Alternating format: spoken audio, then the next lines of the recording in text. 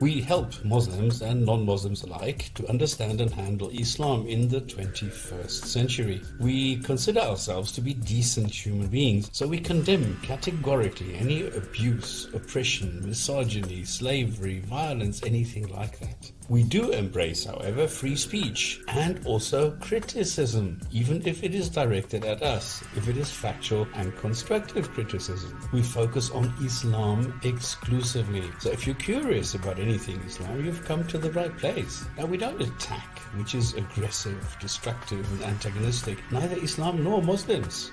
We ask questions and show facts. We refute false claims and present the reality of Islam, which is political Islam. We inspect, investigate, research, analyze, and then report and critique on Islam, the ideology, not the people. Now, the live stream goes to YouTube and Facebook, and there are 3 ways that you can participate in this. Either you join us in the live written chat, you can join the panel during the live show, or later on watch and comment the archive. And anyone can join to comment, critique, contribute, or question. This is not a Dawa channel with censorship. Don't go to Patreon, don't go to PayPal. Everything here is free. The way we work is usually we have some news, some Krazy Komments, a segment where we go and read the Quran, and then a discussion on the theme of the month, followed by integrating the live chat, ending with a Hadith of the week. If this is not enough Islam for you, there's still the Discord channel where you can discuss with us without anything being recorded. See you later and enjoy the Jinn&Tonic show.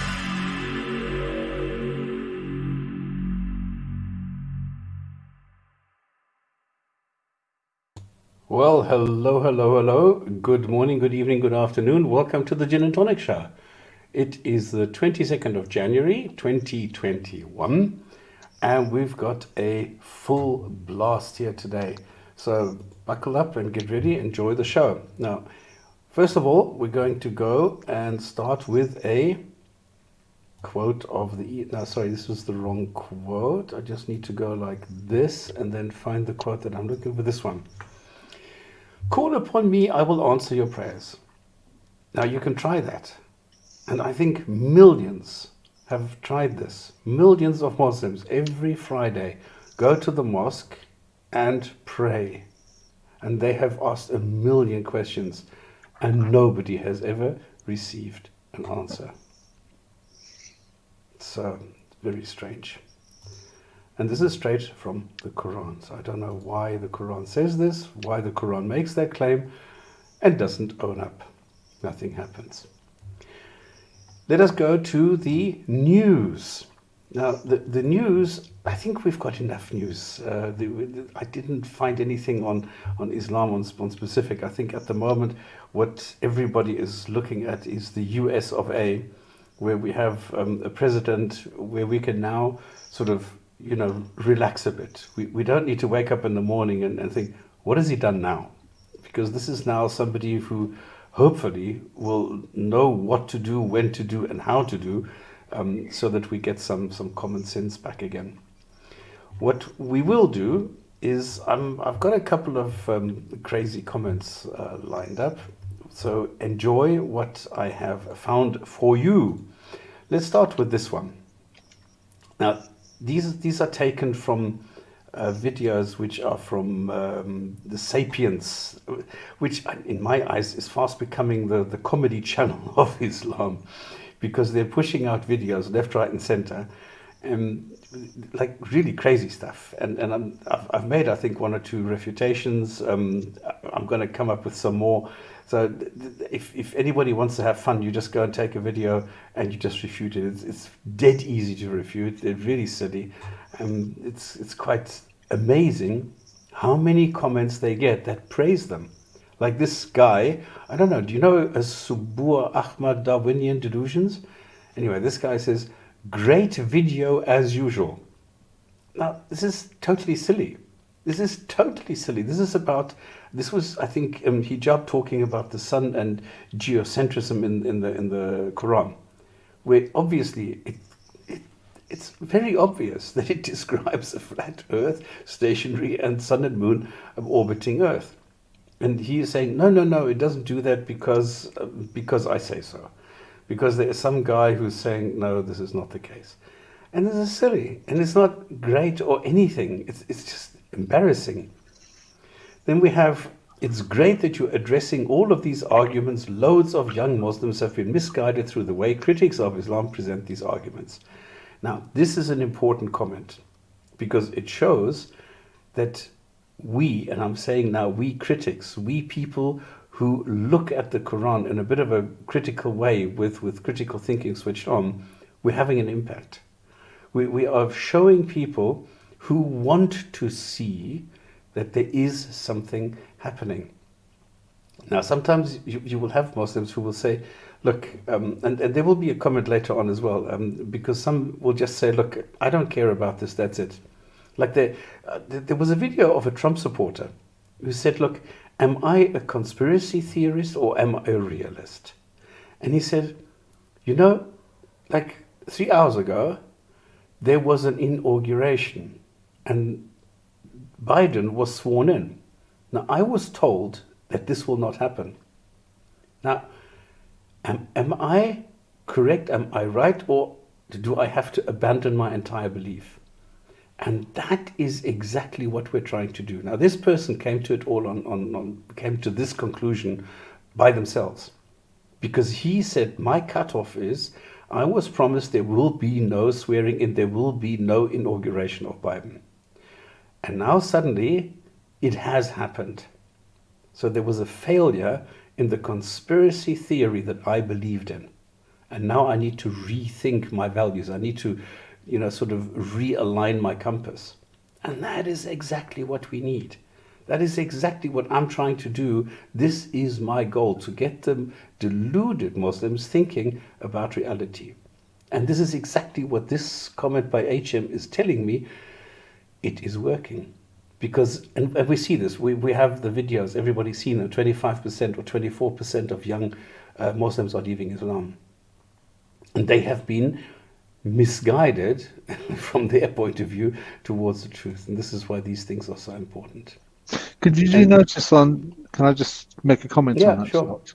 Did you notice on that it says the way that they are presenting their arguments, they're misleading by the way that they're presenting their arguments, not what the material or the evidence is for the argument. Correct. So it's all exactly about the emotion. Yeah. Okay. That's a good point. That's a good point of what you're saying, that because it's not the facts, it's not the data, it's not the information itself. It's the way it has been presented. And it's not.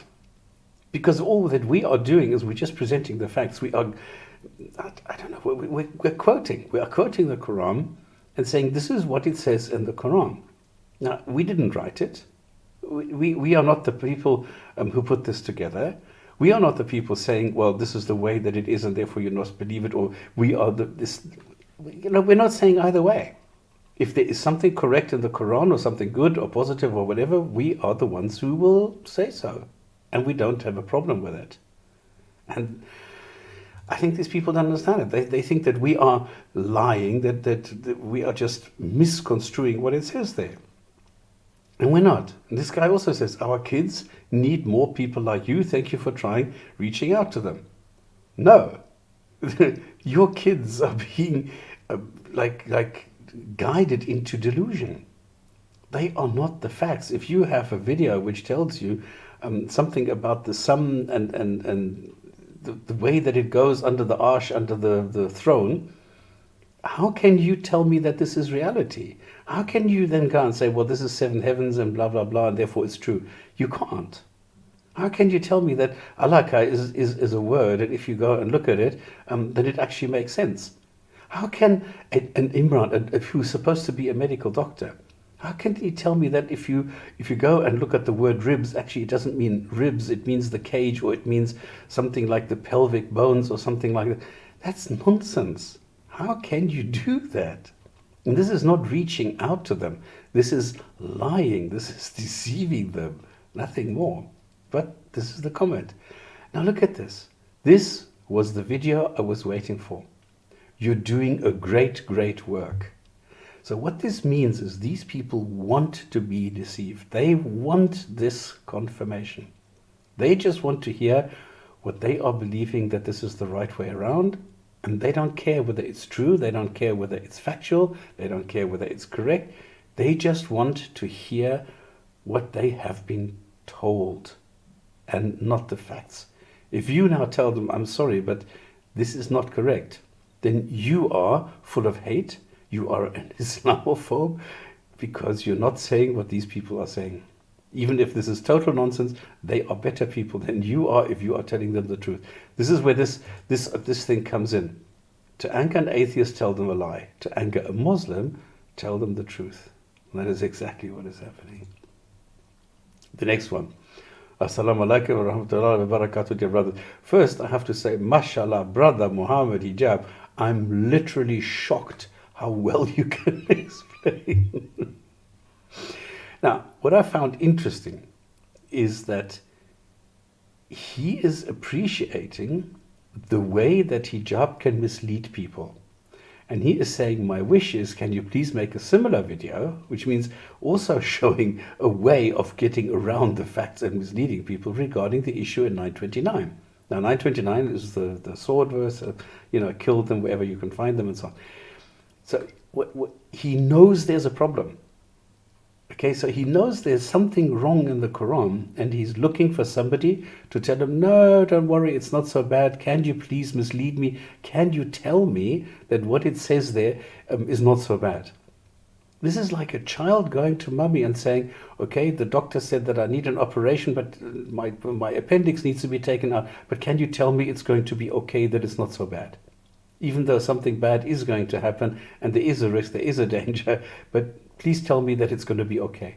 This is all that I see here. But he is aware that there is a problem there. So this is quite interesting.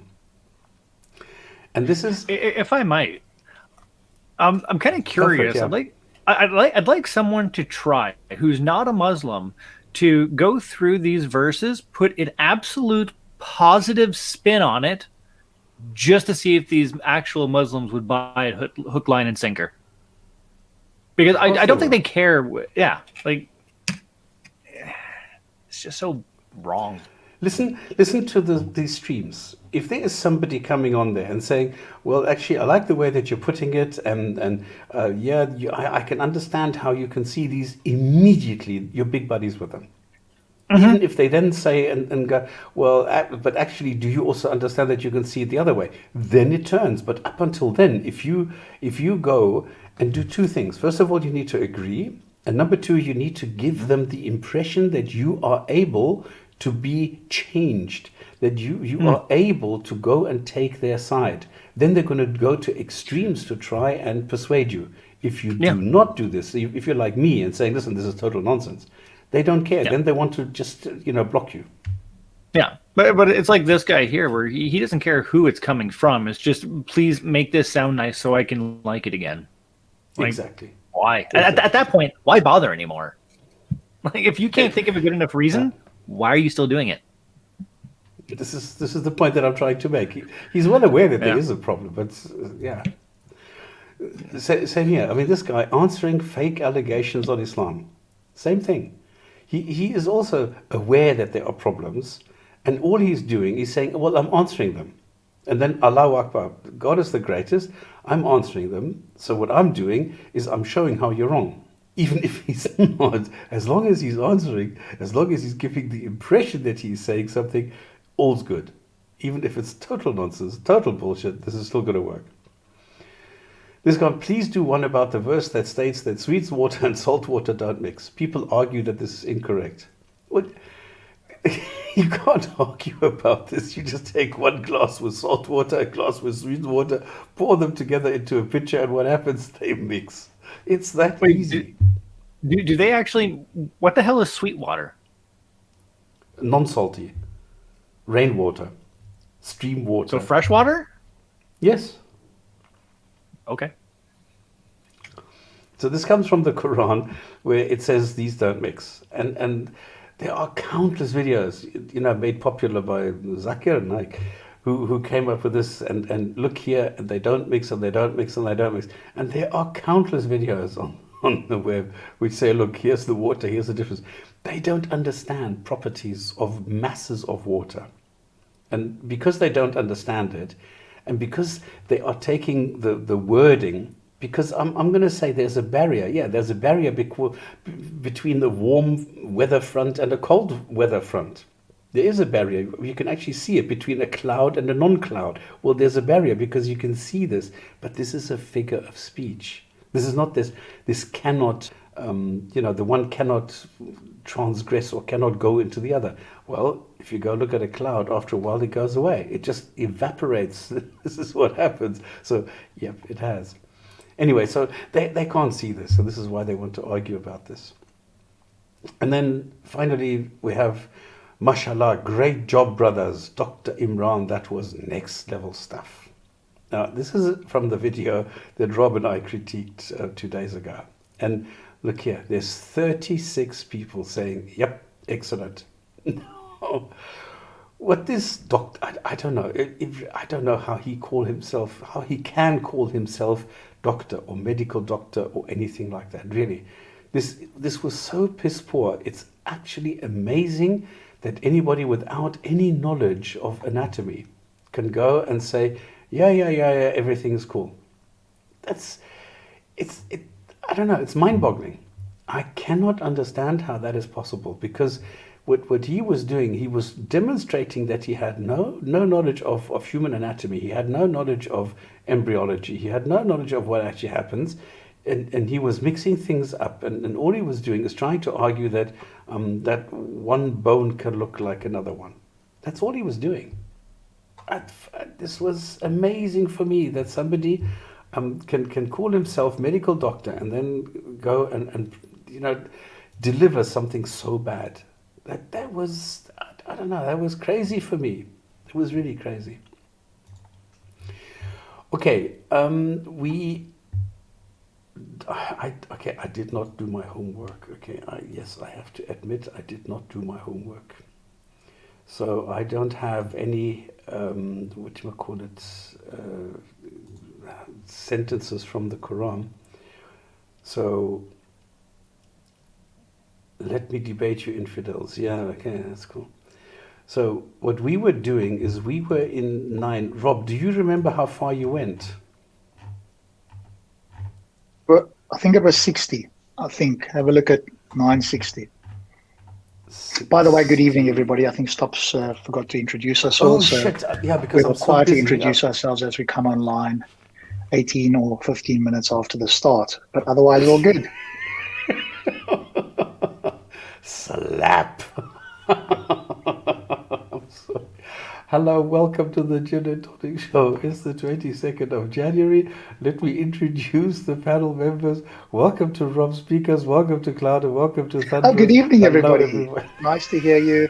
Good to see everybody. And a good evening to everybody who's viewing retroactively. Are we live yet? You're here. Oh shit, I'm being spanked. Oh, fuck. Hello, members of the chat. How are you? Hello. I miss 1 week and I need to be retrained.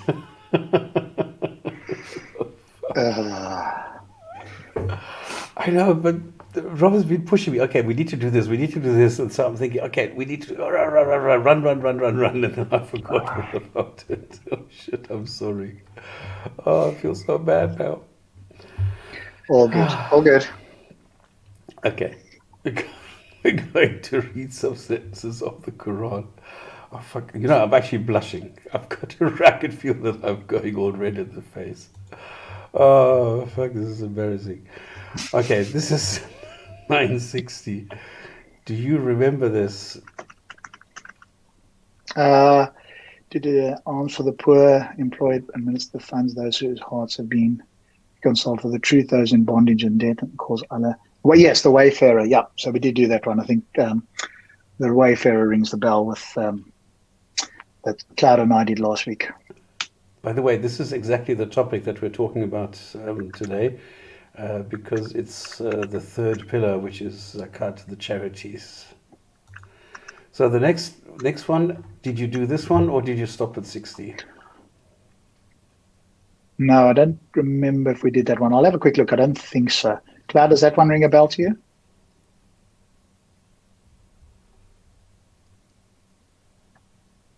I can have a quick look. No, I don't think we touched on that one. Am I going to say here, God, please.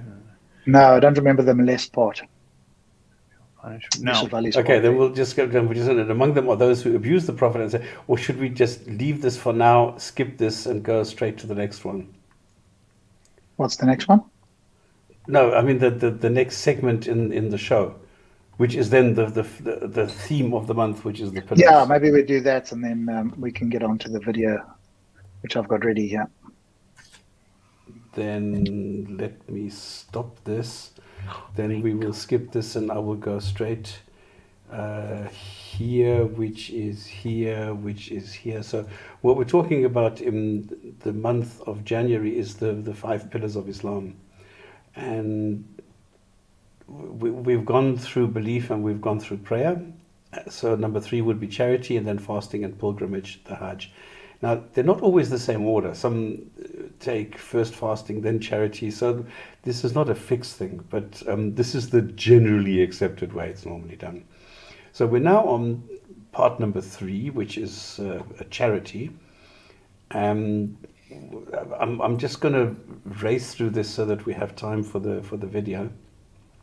So what we have there is pillar 3 is the charity, tithing, alms giving, purification, whatever pillar you want to call this. The way that it works is it's supposed to make the wealth legal and the income that you have religiously sanctioned. Now, there are huge problems with this. If you go and look at all the different things and all the different ways that you can interpret this, because it is taken as if you pay enough money, then you are free of your sins. I don't know if that reminds people of something that we had in Europe many 100 years ago. But this is still something that people are using. Now, the way that it works is that this is an obligation.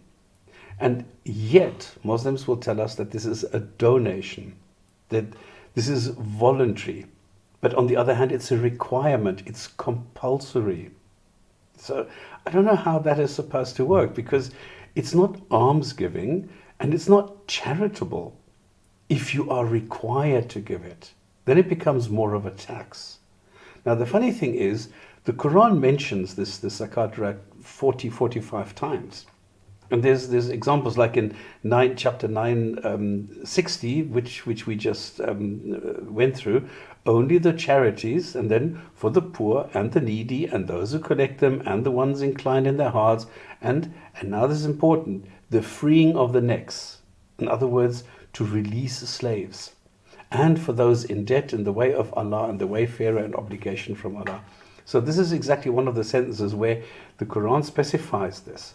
But it doesn't say anything about how much, it doesn't say anything else about it.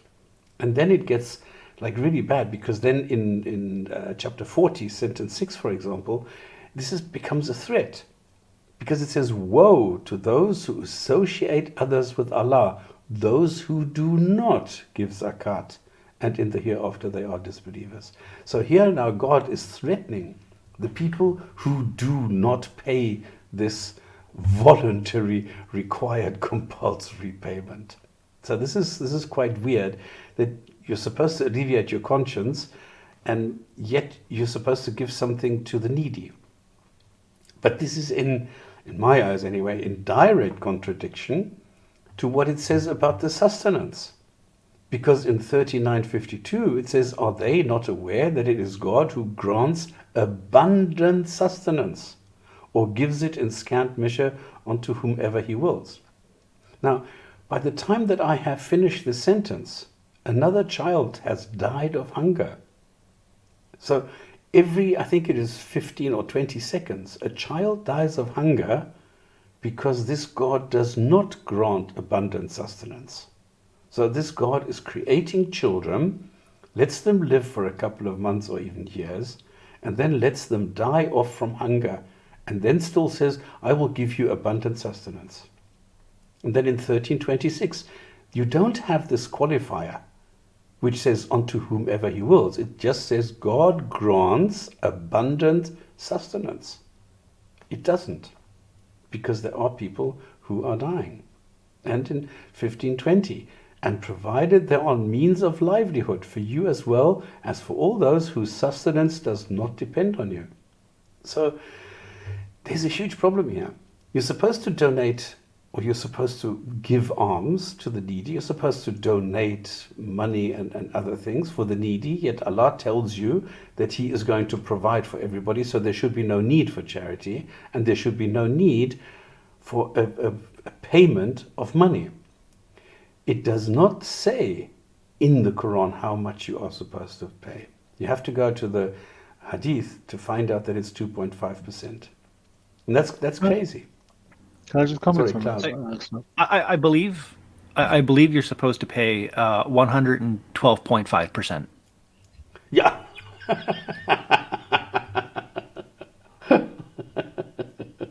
According to Allah's arithmetic, yeah, that would. Can I just comment on that as well? When you consider charities in the Muslim world, by implication, when you look at it, you should see a demonstration of the charity, particularly when you look at the oil-rich states like Dubai and Saudi Arabia and Oman, another and Bahrain, I think, is another one. So when you consider charity and its, if you like, obligation of whatever percentage it is, you should see an equalizing of that wealth amongst those that are disenfranchised and the impoverished. Correct. You still see, and you don't see that. And the second thing I have a bone of contention with Islam is that when you look at the charity, the Muslim world only gives charity to itself. But even okay, fine. So okay, but the Western, the non-Muslim creates charities for anybody without any kind of discrimination. But when you look at it objectively on the world scene, you find that there are more charities set up by the kuffar, the non-believer, the idolater, that help and benefit the Muslim world than there are Muslim charities set up to benefit the Muslim world. It's disproportionate, and yet this is supposed to be the truth. But even if you look outside of the... Sorry, go ahead. No, Cloud, go. Even if you look outside of the Muslim community, there's really not that much help out there. It just says give to charity. Well, charity doesn't just mean the Muslims, right? You can have secular individuals, right, who require some degree of charity. They generally will specifically try to focus on their own. Where the hell's the charity in that? Right? This is, and I was just going to talk about this. Of course, a Muslim has to come up with this. Nobody pays more charity than Muslims. Look it up, hater. This is so primitive. This is so silly, because you are being told that you have to pay, and then they say, "You see, we're giving so much." Well, bloody hell! You are told that you're going to go to hell if you don't. That is why Muslims do. And if you do, you are giving it inside the Muslim world. You're not giving it to everybody who wants any charity or needs charity. You are limiting yourselves. And the effect that we have is that, I mean, the highest per capita income is in Qatar. Now, the funny thing is, any person who has to flee Syria or Iraq does not come to Qatar where they can make a good living. They come to Europe. Why the fuck is that? Why is it that so many people come to the States or Europe or anywhere, but they don't go to the States which are so rich? Why is that? Come on. And the other thing that we also have like a huge problem with, the zakat is not going to the people who need it. The zakat is going for all sorts of things. People are giving money, and then people are buying microphones and screens and like interior design and things like that from that, because they say, well, in the long term it's about dawah, and in the long term it's about getting more Muslims on board, and this is why this is almost like charity. This is why we need money. This is just on dawah, right? Ahmad Didat in 1984, and I keep meaning to upload this, and I'll do it this week. 1984, Ahmad Didat did like one of his presentations where he was talking about dawah, and he compared the Muslim world. Bearing in mind, he was talking about the population, the numbers, and also the petrodollar, and he was comparing them to Christian denominations. One that he particularly singled out was your sister's lot, stops, the Jehovah's Witnesses. And he says the entire Muslim world, with all its petrodollars, could not compete with these people. And his comment was, this way back in 1984, unless you live in an ivory tower, you will know of these people. So even way back then, and they've had over 3 decades to try and rectify that situation. And Islam has proved nothing, no further forward than probably one of the smallest Christian denominations that are out there at the moment. What does that say about Islam when it considers itself to be truth? Not a lot, eh? Okay, the last point I want to raise now, then we can drop this now. Oh, spot on, 30 minutes. You see, Rob, I told you, 30 minutes. The other problem is, how are you going to build a modern social welfare system if it is based on an ancient concept on Sharia? This will not work. So we have a discrepancy here, and I'm glad that Thunder raised this, because if I look at the OIC countries, because there's 56 countries, the Organization of Islamic Cooperation, and all 56 countries combined are generating less money than one country that is not a Muslim country. And that is the USA, for example. They're generating more than all 56 countries combined. And this includes gas, oil, everything that you can think of. Everything is included here. And now you're telling me that there is something that the concept is working. This is like the people used to say communism is working, and yet it collapsed. It was not capable of supporting itself. And the same thing we're seeing now in Islam, where the funding is fast disappearing. So more and more people are saying, well, I don't have, because the 2.5% that you see in the Hadith are being calculated on available money after all other obligations have been paid. And then people are saying, well, we don't have that. So more and more people are saying, we don't have any means to pay any zakat.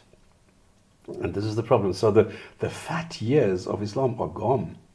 So you have two problems now, that the money is no longer available, which made Islam so brilliant, because they could afford to build mosques, they could afford to finance the imams, which these are things they can't do anymore.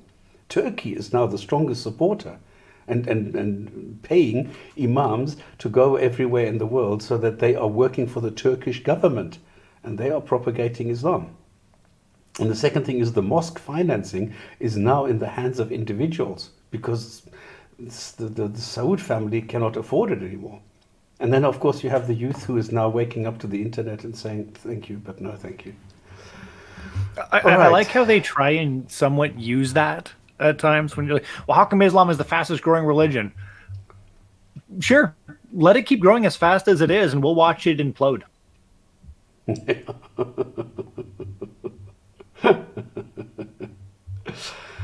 All right, guys, that's it from us. Just a quick one. Do you want to have this fellow on to see if he's got anything to say, or we could leave it? I mean, if you guys want to, I mean, this is really stepping, into a black hole, I would suggest. But hey, if he wants to step over the event horizon, I haven't had time now to read. So sorry, absolutely, let's have it.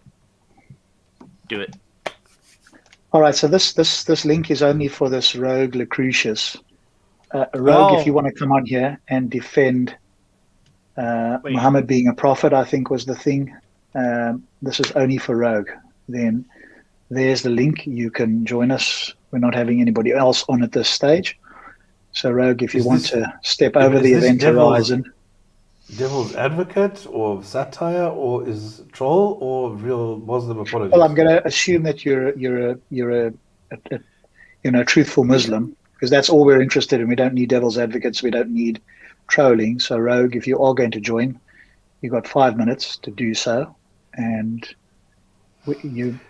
anyone joining the arena. Sorry. Yeah, my criteria, and I don't know about the other guys, is that you're a genuine Muslim who wants to try and defend either your Quran or Muhammad, and you're not here for any other reason, trolling or playing devil's advocate. You are, in fact, a Muslim, and you want to defend it. But If that's not the case, then perhaps leave it and we'll just continue. So let us know or jump on. And the thing is with Bastian Jiva, where he's saying anyone joining the arena, we're not allowed to join the arena. We've been told we are deplatformed, we are disinvited.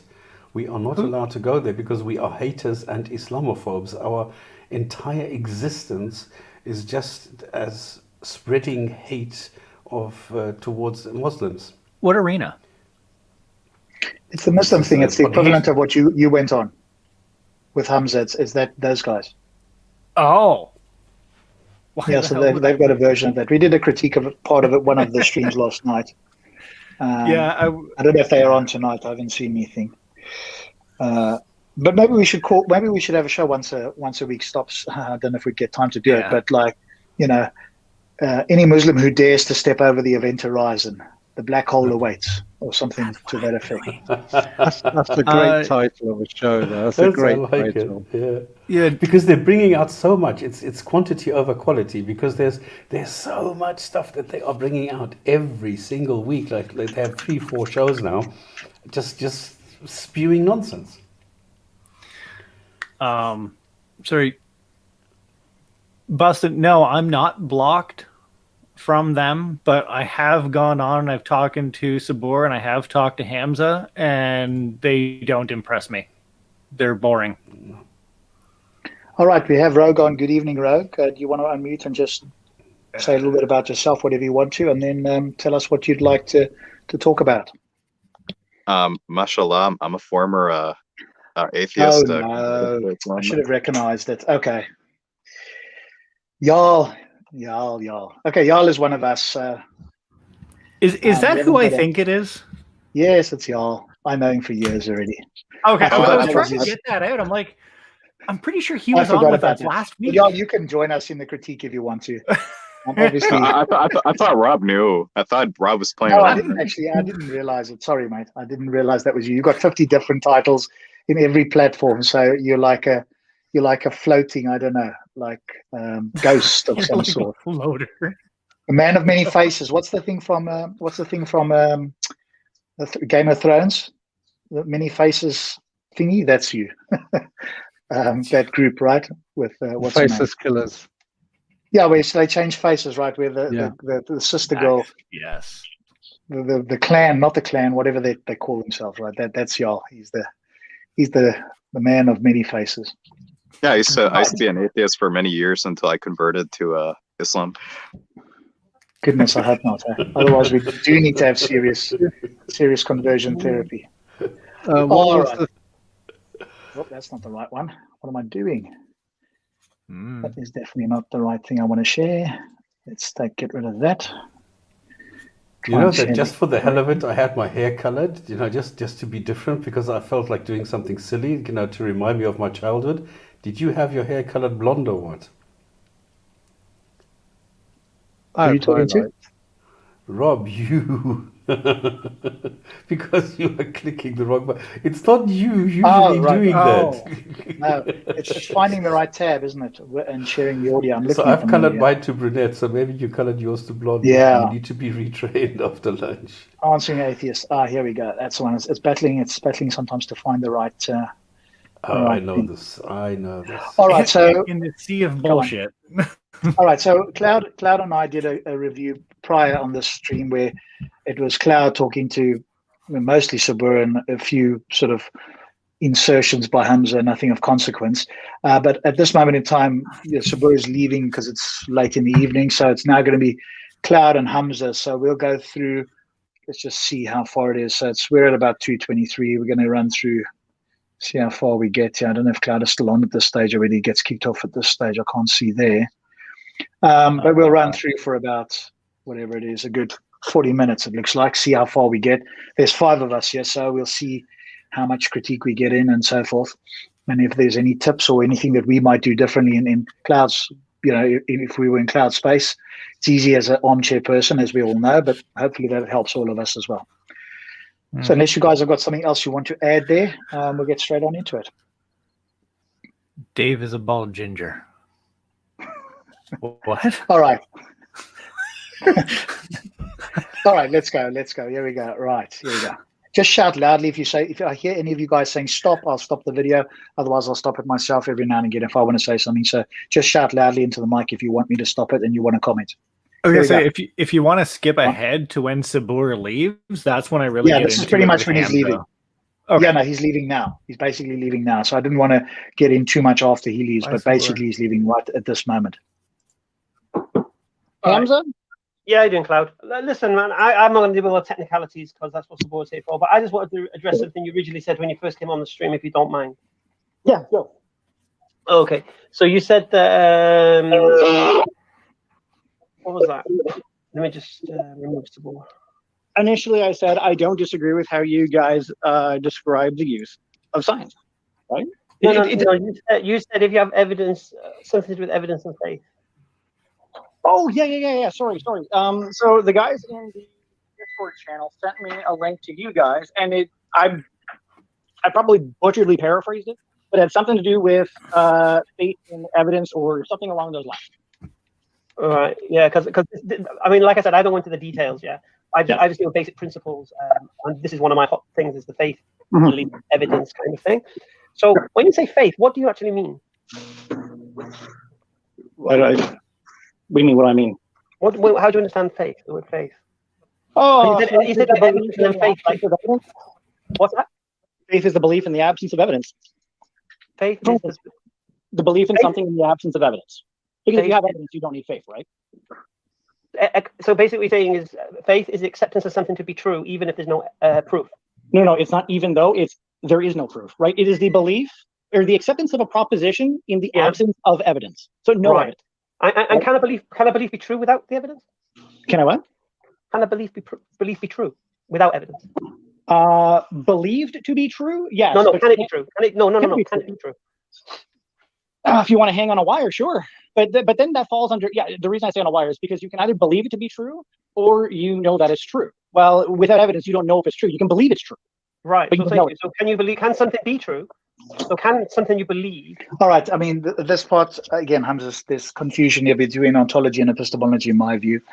There could be something that is true, and you may believe something and it might happen to be true, but you might not have a good reason. I'm sure if we all looked at our own beliefs, there might be something that we believe that, if we were questioned, we go, I'm not sure why I believe that. Maybe it's just me, maybe you guys have got all of your beliefs justified, but it could be the case that you believe something and you don't have the evidence. But most of the time people think they do. So the ontology here is I'm sort of pretty much in agreement with Claudia, faith is when you believe without good reasons and evidence. Otherwise, you'd say, I believe X, and you'd normally give a reason. Whether the reason is good or bad is irrelevant. You think that you have a reason. Belief is when you don't have a reason, or at least that's my view. People can disagree. So when I've spoken to Muslims and they don't have anything else, they just say, I take it on faith, which is at that point, it's an acknowledgement that I haven't got any justification for what I believe at the moment. And then I'm retreating to the position of having faith. And that's just an epistemic position that I can't justify, but I'm going to believe it anyway. But he's asking Claudia, could a belief be true? And yes, a belief could be true without evidence, but that's not how people normally talk about a belief. They will talk about a belief because they think they have a reason to believe, but most of the time people will say, I have faith. At least the Muslims will say, I have faith, when they don't have any reasons left they can articulate. That's it. And faith is used in a religious context very different than how, and I find this is kind of where you got to catch them, because some people will use the word faith and say it's just the confidence in something, but that's not what it means in a religious context, right? Faith means a very different thing. It means to believe in something in full absence of evidence, right? It's not I'm confident in the evidence, it's faith is the evidence. That's not good enough anymore. And that's what I'm trying to, maybe I could have explained it like that to him, but I don't think he's been on this for years, and it took him 5 months to understand what a belief was in Speaker's Corner. You can see the first time he talked about it with a guy called Sarah, and 5 months later, he kind of had an idea, but he still hadn't quite got it, and he still hasn't really got it here either. There's still a confusion. So I don't think whatever you said it sort of would have got through. Not in the that's least. why. But he appeals to Muslims like it because he's a simpleton, and he appeals to other simpleton Muslims, and so they're all on that same page. So you can see anything that's nuanced. As soon as he opens his mouth in a nuanced conversation, you know that you're not going to get anything valuable. Why am I saying this? Is not just because I don't, it's not like I dislike the guy in that way. I dislike some of his tactics and his behaviors, but there's a lot of evidence of this, and we've highlighted this in many of our reviews. As soon as he opens his mouth and says something in any more nuanced conversation, it just goes downhill. So, you're lucky enough here, but I'm not sure that you'll get through to him. I can't remember what you said at this point anyway. I thought Can I just offer my version, which I think is a lot easier.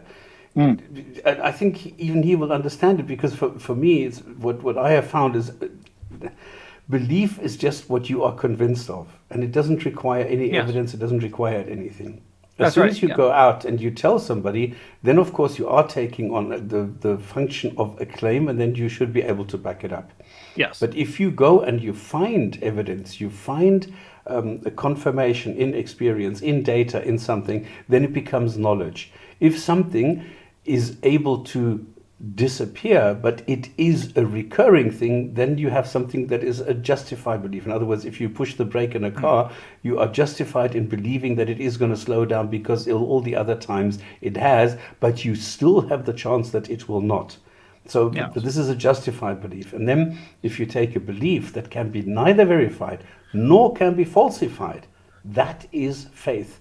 And this is something that is much easier to understand, because people understand, well, can I verify or falsify God? No, I can do neither. So this is where you are going on faith. And this is just my version, what I find that is easier to understand, because it's more, more tangible. Yeah. I think it depends on what you mean by God, or what you mean, right? So if it's a case that God is the author of the Quran, I think we can falsify that, in the sense that if we find an error in the Quran, which we have, and the logical progression is that if there is an error, then God is not the author, and therefore he doesn't exist. If that's what a Muslim accepts, right? They could change they could shift the goalpost and say, well, hey, Allah could still exist even if you find an error.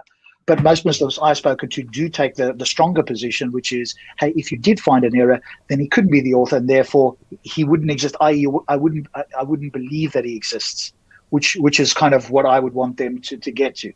I mean, anybody could still go to the ultra skeptical position and say, well, you can't show that it is impossible that Allah exists. And again, it depends on whether you accept that he has conflicting attributes or something like that. If he's logically, internally or externally contradictory, then you could show that he doesn't exist.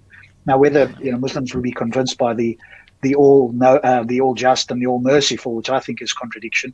If they wouldn't be convinced by that and they want to sidestep that or use some philosophical way to get around that, then they're going to say, okay, he's still logically possible. But if they do take a view that they don't accept a logically contradictory attributes, then I think we could show that. So it just depends on the God, I guess. But we can talk about that side forever, I suppose. But we have to distinguish here between what I was talking about, the generic God, and the specific God. That is a valid point, that we need to differentiate between the two. The one you can't, the other one you can show that it can't exist possibly. So that's it. Yeah, if the God is not logically contradictory, then I don't know that you could disprove it in any certain sense. But again, there would be good reasons perhaps not to believe it. And I know Jarl or Rogue has got an argument against sort of any God that would make it less probable anyway. But I didn't want to talk about the God. I was trying to talk about the belief and the faith thing, which I find much easier for people to go. Yeah, understood. I mean, but that's an easy topic. Belief, like you said, is what you accept as true, what you're convinced to be true. Faith is when you don't have reasons for it. And you could believe something without reasons and be lucky and be correct, right? I mean, exactly. Not a deep topic, right? You can't use those words, because Hamza will tell you, but I have good reasons to believe that, so it can't be faith. So well, that's my bitch. You need to be careful. No, that's fine, Stops. I mean, but then he wouldn't use the word faith for that, right? Then we could put him on the word faith. It's only if he got to the position where he says, okay, I don't have any reasons left, but I believe it on faith. At that point, you could then, pull that up. But if at any point he suggested that he believed that and he had reasons, then hopefully he would say that's not faith. Now, there's a lot of people who say this, why you want to get people to lose faith in God. No, that's not the point. I'm trying to get people to come up with arguments that are sound, that are valid, that make sense. And don't come with nonsense. Don't please. The only thing I'm trying is, please think, stop lying. Stop lying. That's all I'm trying to do. I don't, if people want to, if they need a God in their life, so be it. Why should I change that? I don't care. But please stop lying. Yeah, well, we all have different goals, right? I do want people to, quote, lose faith or not believe in Allah in this case. I focus more on the Muslims than Christians because A, I don't think it's true, and B, I think it has an overall negative effect. And if it were true, it'll be like a celestial North Korea type dictator, and that would not be a great world to live in, either this world or the next. And if, in fact, I manage to get into heaven because he's pulling the wool over all the Muslims' eyes, which is entirely possible, if not probable, I would want to petition not to have them burning in hell for eternity because they lack some level of critical thinking. So I would still have that view that if he existed, I'd prefer that there would be a better reality if he didn't exist or if it was a different version of God. So I do want to get them out of it for both logical and moral reasons. But everybody's different on that view. Okay, let's carry on. Others will never get done. Yeah. True, even though you haven't evidence for it. Well, of course it can be, but you can't say that you know it is. Right. So how? I don't feel go ahead. Okay. There are many things in life that we believe to be true without evidence. Yeah. Yes. So how would you determine if a belief is true or not without the proof? How would you know if a belief is true without evidence? Why would you believe it is true? Well, I mean, let's face it, humans are flawed. We believe in many different crazy things for many different crazy reasons, right? Some believe in things with good reason. Other people believe in things with bad reasons. So it's all about the reasons, isn't it? Yes, but here's the thing, and let me kind of explain where my position sits in this. I don't care necessarily about the belief in something. I'd like to know whether or not something is true. So this is why I'd say the best way to sum up my position is a methodological naturalist, right? Okay. So I need evidence to support something before I could take it on board. And I understand that means I could never 100% know. Let me use my classic argument on you just to see how you respond. Sure. Do you believe your father is your father? Yes. Why? Because of the belief. Let it go. I actually nail him on this. Say again. This is the classical so they have a script with this where they try and push to get to the position of a DNA test, and then they try and go, well, that's just testimony, right? And it's funny how this is just funny. I'll mute myself now. Sorry. No, you can have good reasons to believe your dad is your dad without DNA anyway. I know. But that's their script. But that's their go-to, right? But that's the point, though, isn't it, Cloud? It's that it's if you know the script, it's how you answer this. Yes, you believe it. Why do you believe it without DNA? Because no human, to your knowledge or any other human's knowledge, maybe apart from, well, even Jesus, but apart from, there's no exception that we're aware of that didn't come from another human being that wasn't birthed from it. Well, Jesus might be different in the father sense, but if you want to believe that, but every other human that's ever existed had a father, right? In some way. So the sperm came from a father. So therefore, by induction, there's no reason not to believe that. In fact, you would need overwhelming evidence to suggest that it's even plausible that you could come into existence without a father, like a biological father, except again, if we put aside maybe the special case of Jesus, no other human has claimed that. Well, no, but their argument is, how do you know that specific individual is your father, right? Because I believe he's my father, but how do I know he's my father? And he wants to run on this, and they always go directly to, exactly. And I run through all the steps with him, step by step, to the point where. Are you going to do that now, though? Oh yeah. Okay. Well, let's do that, otherwise you'll repeat yourself here. But if you're going to do that now, then that's all you need, right? But the distinction to be made, and hopefully you'll make it. I'll save that actually till the end. We'll see whether the distinction comes out or not, because it's a terribly flawed argument. But let's wait until the end, and then we can expose. Can I make a quick comment? Can I make a quick comment before you guys play it? I promise, quick. Cloud, honestly, the best response to this would be like, yeah, I could present facts that raise the probability that this guy's my father. Maybe even beyond reasonable doubt, even though you could still have some room for doubt. But yeah, what are the facts or the arguments that you have that raise the probability of, Islam or whatever it is you're talking about, right? No, but that would have been a separate discussion. right? I mean, Because, but he's trying to make an analogy, right? Oh, okay, you know what? yeah, and Right. and you'll actually hear how I put him into the position where he just can't respond very well. But I think the thing is, as you'll notice with him, you've got to imagine that you're speaking to a child and speak very slowly Yes. and like repeat it. Imagine literally, and I don't mean this derogatorily or like metaphorically, but imagine that you are speaking to maybe not even a high school child, but a child in school somewhere, that you're explaining it like that. Otherwise, because he doesn't grasp nuance, right? And so No, he let's doesn't. see what you do here and how we go. Yeah. Believe? Are you asking if I know? There's a difference. Do you believe he's your father? I believe he's my father. And you believe that belief is true? I hope the hell that belief is true, or some weird stranger has been raising me my whole life, or at least until I was 17. Yeah. So why do you believe it? Why do you believe that's true? If you've got no proof. Okay, because as I said before, evidence does not support belief. Evidence supports knowledge. The belief in something is irrelevant to the point, right? Because people believe in many different things. So do you believe your father's your father?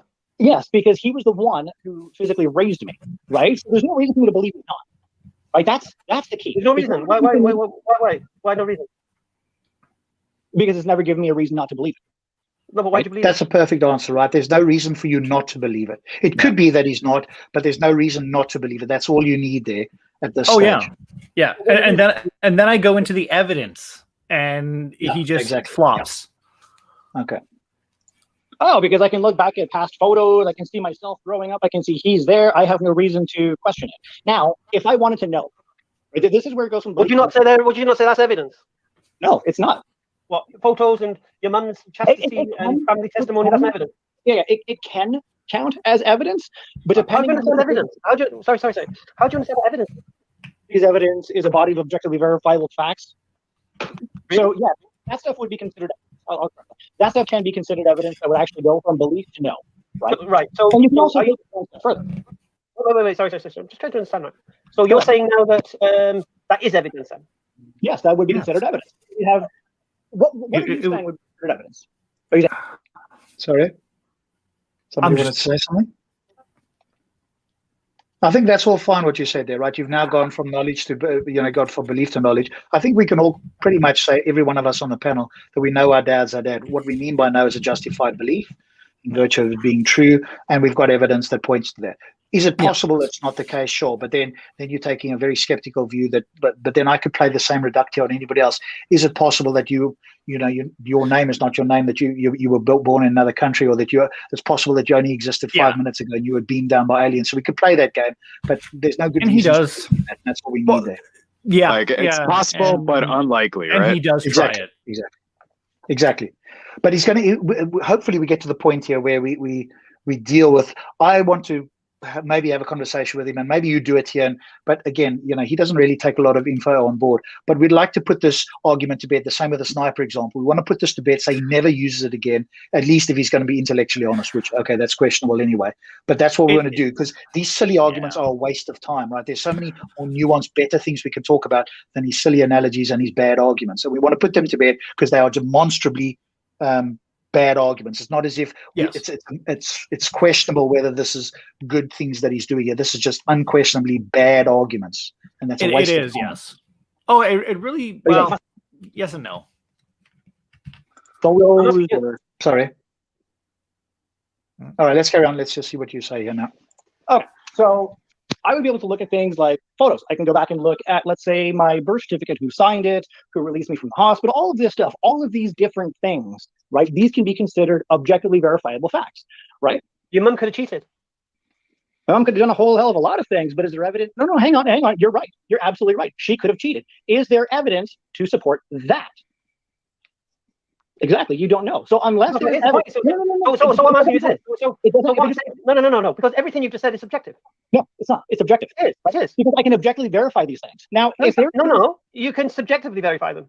No. Okay, so the question to ask him here is, what do you mean by objectively verify then? Because if that's going to be your standard, Hamza, there's nothing in your life or your reality that you can objectively verify. So you've got to be careful holding somebody else to a standard that you yourself can't do. You're just about to shoot yourself in the foot here. So at this point, I'd be asking him now, what do you mean by verifiably, objectively correct? And what could you possibly demonstrate using your very high bar of this, such that skepticism was either non-existent or utterly improbable? And see what he says, right? Because that's the standard he's trying to hold you to. But this is just self-defeating for him. Yeah, and but if you have evidence for one position and don't have evidence for the contrary, or the evidence to the contrary is poor, then it's more likely true than not. Right?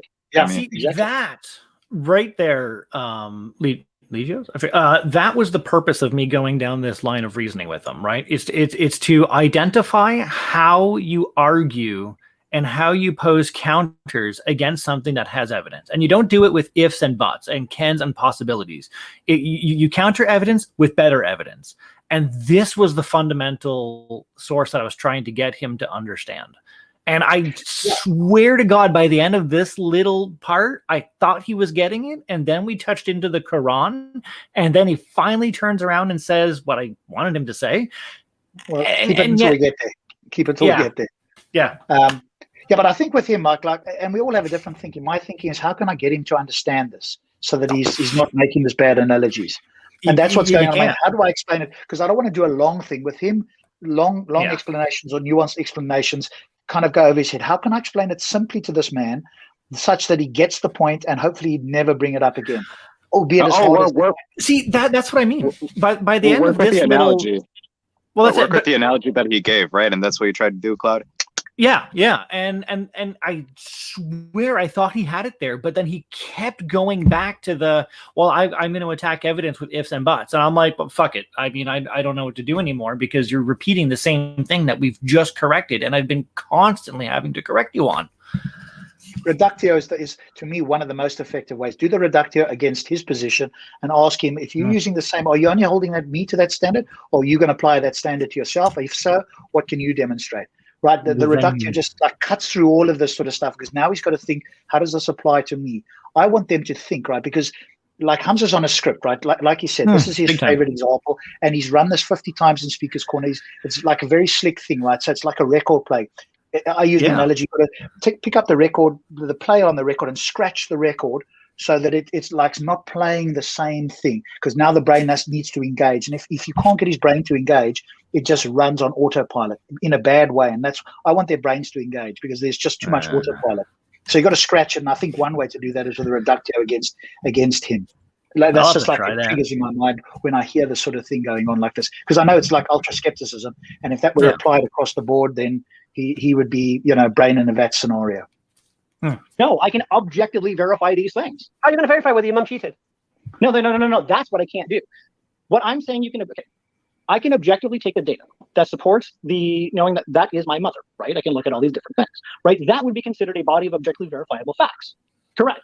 Now, for that to be challenged, there must be new evidence that's brought in to challenge that. You can't just challenge evidence. Well, I agree. Okay, I agree with you. So it could be that. Is that proof? Is that proof that your father's your father? First off, proof is a mathematical thing, right? So I don't like you to, it's evidence. That's it, right? Because if we're going to talk evidence. Yes. So I have my evidence that's. What would determine a DNA test is? What's a DNA test? Would that be proof? No, so one quick thing here, just a quick point here. When I hear somebody use this word, it's kind of like you said, okay, it's maths. The other thing to do here is like, what do you mean by proof? Get him to define it, right? Because he's using the word, presumably in his mind, he's got something there. And if he says proof is X, Y, and Z, you can either agree with him and hold him to that standard, or you can disagree and talk about it until you agree on what proof is. Because I'm not sure that he knows what he means by proof. And if he does, he's not articulating, but it's good to get it out to the audience and for him to hear himself saying it. Then you can hold him to account, because at the moment we don't know what he accepts as proof. Typically, the colloquial thing is they use proof and evidence interchangeably. And I mean, I'm just being pedantic when I say no, proof is mathematic thing, it's evidence. Technically, I'm correct. He's just, they use them interchangeably, and there's really no big deal with it. But that's why I say clarify it with him, right? Do you mean the two same things? And if you do, just articulate for us what that means to you so that we can all hear it. And then if I agree with you, we can go forward based on that. If I don't, we have to talk about that before we go forward. Otherwise, you're going to be saying something that you've got in your head, some idea, I've got some idea, and we're talking, and it'll come to a point where you'll talk past each other, and that'll be a long way down the line. So it's best to clarify that at the beginning, I think. Yeah, but he agreed with me. Did he? Okay. Yeah. When I said, proof is mathematic, evidence is evidence, he's like, okay, yeah, so evidence. I'm like, okay, we're done. Move forward. Okay. Now, with the DNA test, if I want something like that done, you have the repeatable option, right? It's a little easier to do repeatableness with a DNA test than it is with like a document. I'm sure you would agree. You know, you can photocopy documents, that's not repeatable. But with a DNA test, let's say I go and I get a DNA test of both myself, my mother, and my father. They can determine the different ERVs and figure out if they are in fact related to me, if we share some commonality. Now, if I choose to, that's right. But if I choose to challenge that test, I can repeat it. I don't even have to go to the same doctor. I can go to multiple different doctors. Would that constitute proof, though? Just try to understand. No, that would constitute evidence. And it would. So what's the between evidence and proof then? Okay, proof is a mathematical thing. What does that mean? I mean, you can prove things mathematically, right? But it doesn't count as evidence, right? Because evidence is a body of objectively verifiable facts that positively concords with one position over any other. That is how I define evidence, right? So I have all of these different bodies of evidence that all point towards, yes, this is your mother. But when I look in the dictionary, sorry, no disrespect, but when I look in the dictionary, proof says evidence or argument establishing a fact or the truth of a statement. Yeah, now look at the scientific definition. Oh, is it? Because these are Can I make a comment, man? Oh, okay. Go ahead. Yeah, go for it, Joe.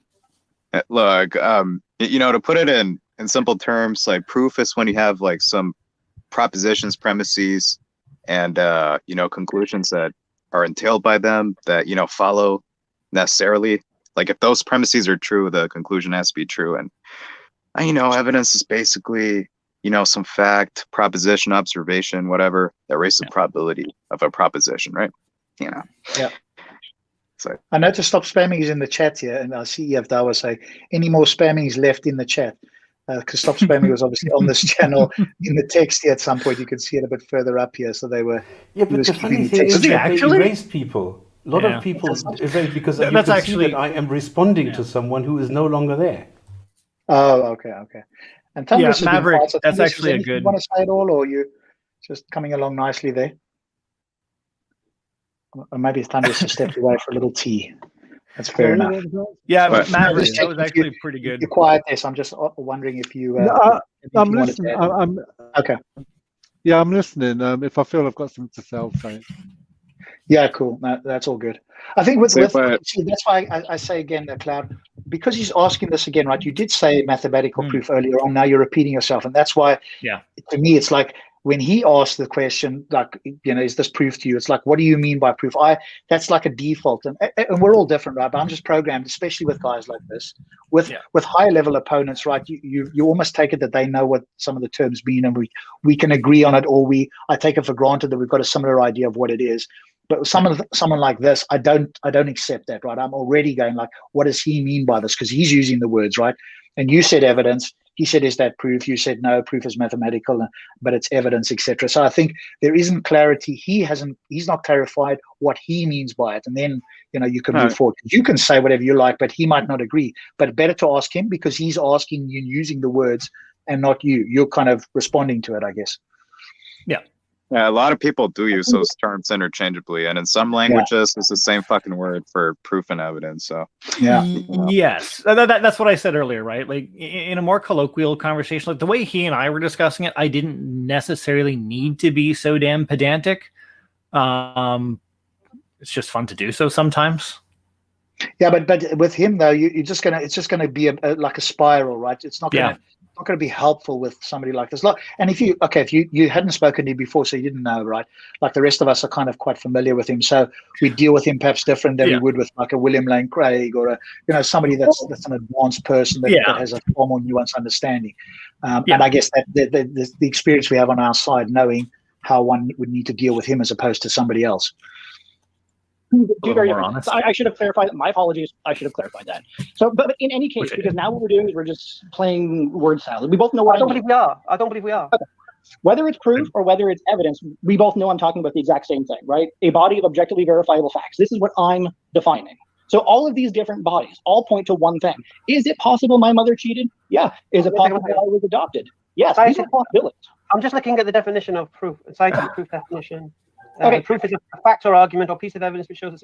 So for me, proof and evidence seems to be the same thing. Okay, sure. Fuck it. We'll go with the same thing, but it doesn't matter because the point I'm trying to make is all of these things positively concord with one position, right? They all say all of these different tests that I am performing, all of these different bodies of evidence all point to this is my mother. Now, it is possible she cheated. It is possible I was adopted and somebody falsified the records. All of these possibilities are in the air. But until until some new body of evidence comes in to counter my initial body of evidence, I can't take it seriously. I agree. Okay. I agree. Okay. Then what if I came in and demonstrated that your mum did cheat on your dad, and here's the evidence? Would you still believe your dad, or would you accept my evidence? Okay, no, because all that does, that proves, if you're proving that my mom cheated on my dad, the only thing you're going to do is prove that my mom cheated on my dad. You'd have to have physical. Let me clarify. Are you definitively proving that my dad's not my dad? Listen, this is all hypothetical, and I'm not questioning. Okay, this is a good point, right? What you said there, right? Because you're quite right. If you show that your mom cheated on your dad, that doesn't mean that you aren't their son, right? And That's so right. one doesn't follow from the other. All you would establish is that there was some cheating going on here, right? So, so again, this is his line of thinking, because he's just not a clear thinker in any way, right? But you would accept that straight away. But you need more evidence to suggest that you're in fact not their son. So there need to be something other than she was cheating. That might raise the probability some level, but in order for you to accept it, you need the probability raised a lot higher, and that in and of itself wouldn't necessarily mean you're not their son. Okay, hang on. Maverick, I'm not actually lying when I'm trying to shut him up and get the conversation moving forward. I tend to go with there's a difference between proof and evidence. I just wanted that little pissing thing to end so we can move forward. And it was easier just to concede and say, fuck it.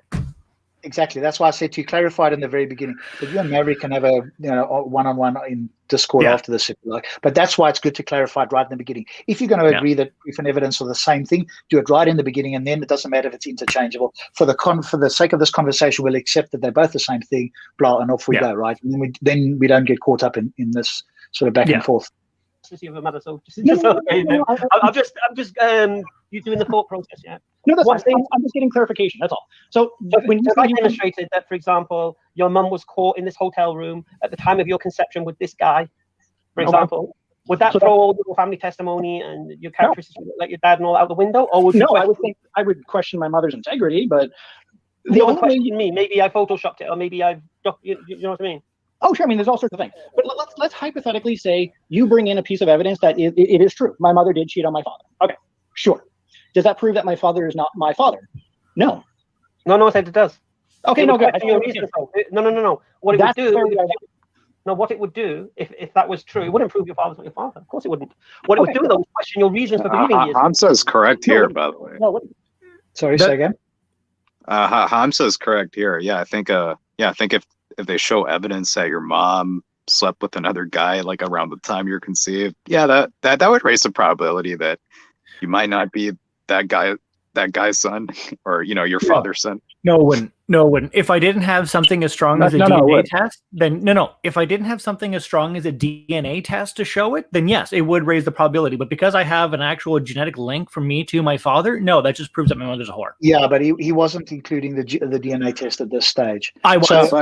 It would raise with or without a DNA test, right? It's more likely that you're not your quote unquote father's son if she slept with another guy at the time of your conception than it would be otherwise, like if she hadn't.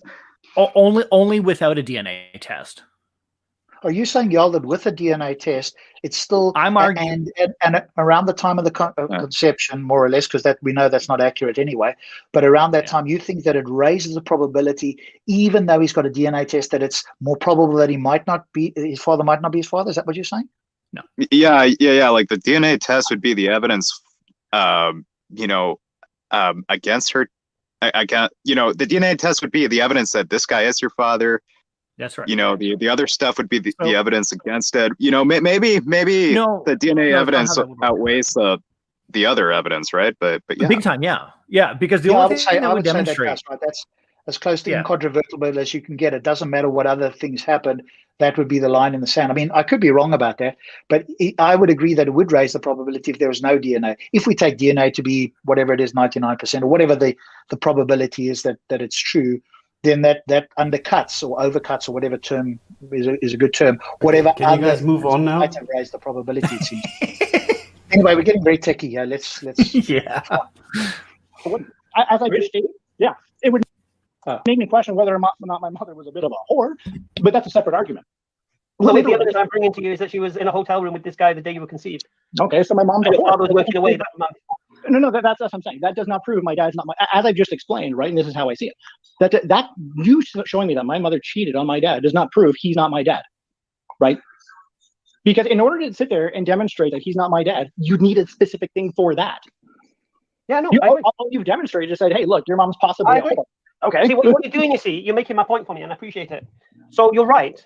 Your belief, even if you have no proof, you've got no DNA proof, if you like, to demonstrate it, but you've got enough good reasons to believe it to be true. No. I have enough good reasons. Rob, can I just say something? To accept. Yeah, go on.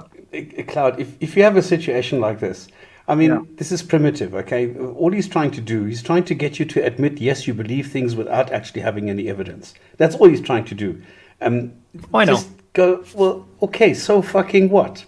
What are you going to do with it? But here's the thing. Just stop arguing, because he's going to argue until the cows come home. You're not getting anywhere. You can't make the point. You can't just leave it and say to him, okay, I believe things without actually having the evidence that would be required of it. But if I go and find the evidence, I will stop believing it. And that's it. That's right. And then he cannot go anywhere with it. And then this whole thing stops. And then you can go and you can actually go and address the argument that he's trying to put forward. Well, it's not actually an argument. Then you can go and address the claim that he's trying to make, instead of now bantering around the stupid word belief. Yeah. I was kind of thinking the same. That's why I ignored Let this run on too long. Yeah. And because I think here you were trying to argue the nuance of this point, and really, because he said, did you hear the words he said there? He said, you made my point for me. The moment he said that, like, again, there's like trigger words in my mind. The immediate question is, okay, so what is your point? Because you actually knew what his point was. And I think I agree with Stops here. So you went down a rabbit hole that you didn't need to. And I don't think that you could have, there was nothing that you could have shown here other than maybe, unless your idea is to try and educate him on the nuance of this. But if you knew who he was, that would have been very unlikely anyway. And so to cut this short, it's a case of, okay, I'm going to accept that there could be the case of the whatever, right? What's the point you want to make? Because he said you made his point. And so shortcut this, like, okay, so what's your point? And then you can address it. Because okay, let me ask you, Cloud, what do you think the point is that he's going to make here? I don't know. He's an idiot. Okay, I'll tell you what I think he's going to make. We see this in the case. The entire thing. You believe things without evidence, or without good evidence, or without good reasons, or whatever that might mean to him. Okay, yeah. And he's in the same boat as you, right? He's just believing God in the same way you believe your father's your father. That's where he's ultimately going with us. And I think we can quickly deal with that argument, right? It's a terrible argument. But if you know that that's what's happening, and you might not have known at the time, then you can, like Stop says, you just shortcut all of this, right? Because it's just going down a nuanced, long-winded route that isn't really going anywhere specific. Oh, yeah. Accept the knowledge that it is true. Let me think of a way how to phrase this a little bit better. I accept the proposition on the preponderance to the evidence. I accept it as being true, right? So I'm going to take a certain degree of confidence in that evidence, right? Because I have evidence to support it. This isn't a faith thing, right? This is, I have something. No, it's a belief. It's a belief. No, it's not. It's not a belief. It's not a belief. No, because it's a knowledge. Well, when does a belief become knowledge? I'm confused. After all this evidence. Time. But your evidence is just testimony and just. No.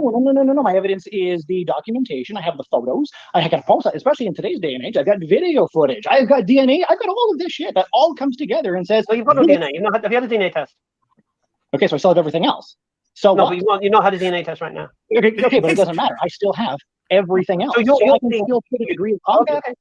Okay, I think the main thing is here, he doesn't know what knowledge is, right? So at the moment you can help him define, justify true belief. If he's going to accept something like this, you can talk about justification and we're done, right? Because you're basically saying, I know my dad's my dad, here's my justification, right? And I don't need DNA in order to be justified for this, right? That would raise the probability of my justification, but I feel like I can still be justified in knowing my dad's my dad without the DNA, essentially, right? And that's fine. We can acknowledge that as long as we know what he's going to be saying here, which is the main point, right? But it's just like, But that's it, Because the moment I have an answer for the DNA thing, which is the repeatability, he turns around and goes, yeah, but right now you don't have the DNA test.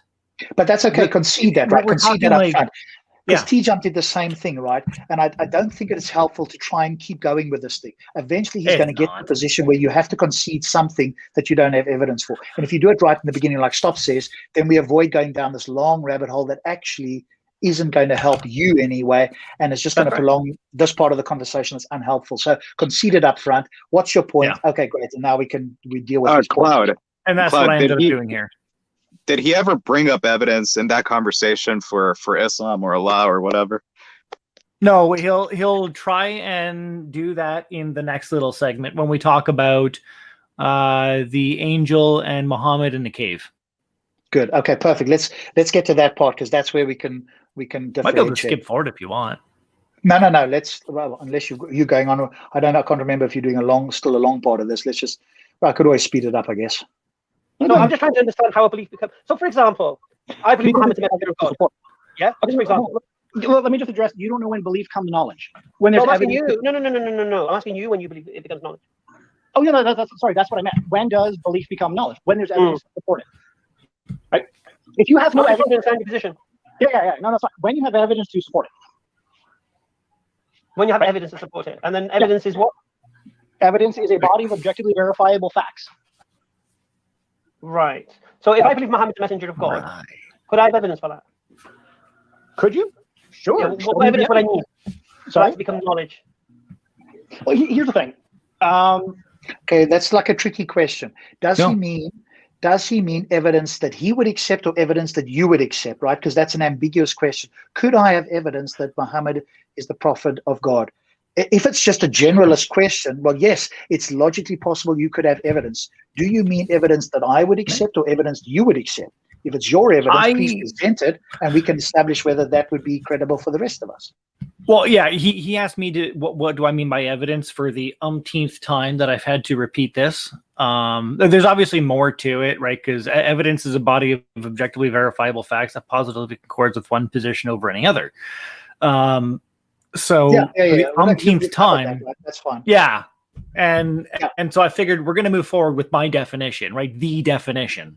And that's what I'm going with the presumption on. Yeah, I'm just saying that he asked an ambiguous question there. So let's just see whether he meant you or him, or just objectively in some sense, and how he establishes that. Yeah. There's another thing that you need to be careful of here, because what they do a lot of times is they ask you a question that they are actually required to verify. So what you need to respond here to is just say, listen, are you asking me to verify your claim? Because they do this a lot. So you need to watch out for this. Yeah, they'll use it in the type of phrasing. Well, what would you consider as evidence? Well, I'm not the one making the claim, and I've had to repeat this to him multiple times. I'm like, it's your claim. You have to provide the evidence. Okay. I'm just with Cloud. Honestly, it's kind of like that. They're trying to support a claim that Muhammad sent a messenger to a guy from like 1400 years ago. I mean, yeah, there could be evidence for that, but it's going to be notoriously fucking difficult to do, right? That's not my problem, though, right? If you're making a claim and your claim is so damn difficult that it's borderline impossible to figure it out, then how do you know that claim is even real? And then why are you making that claim? It's up to you to prove it, not me. Yeah, but Cloud, he does think he is. But I think what we as non-believers, or even thunderous in terms of believing the claims of the Quran, what we as non-Muslims have to do is go, what would convince us? Because that's what he's asking, right? And what he might be doing to his audience is shying away from that question.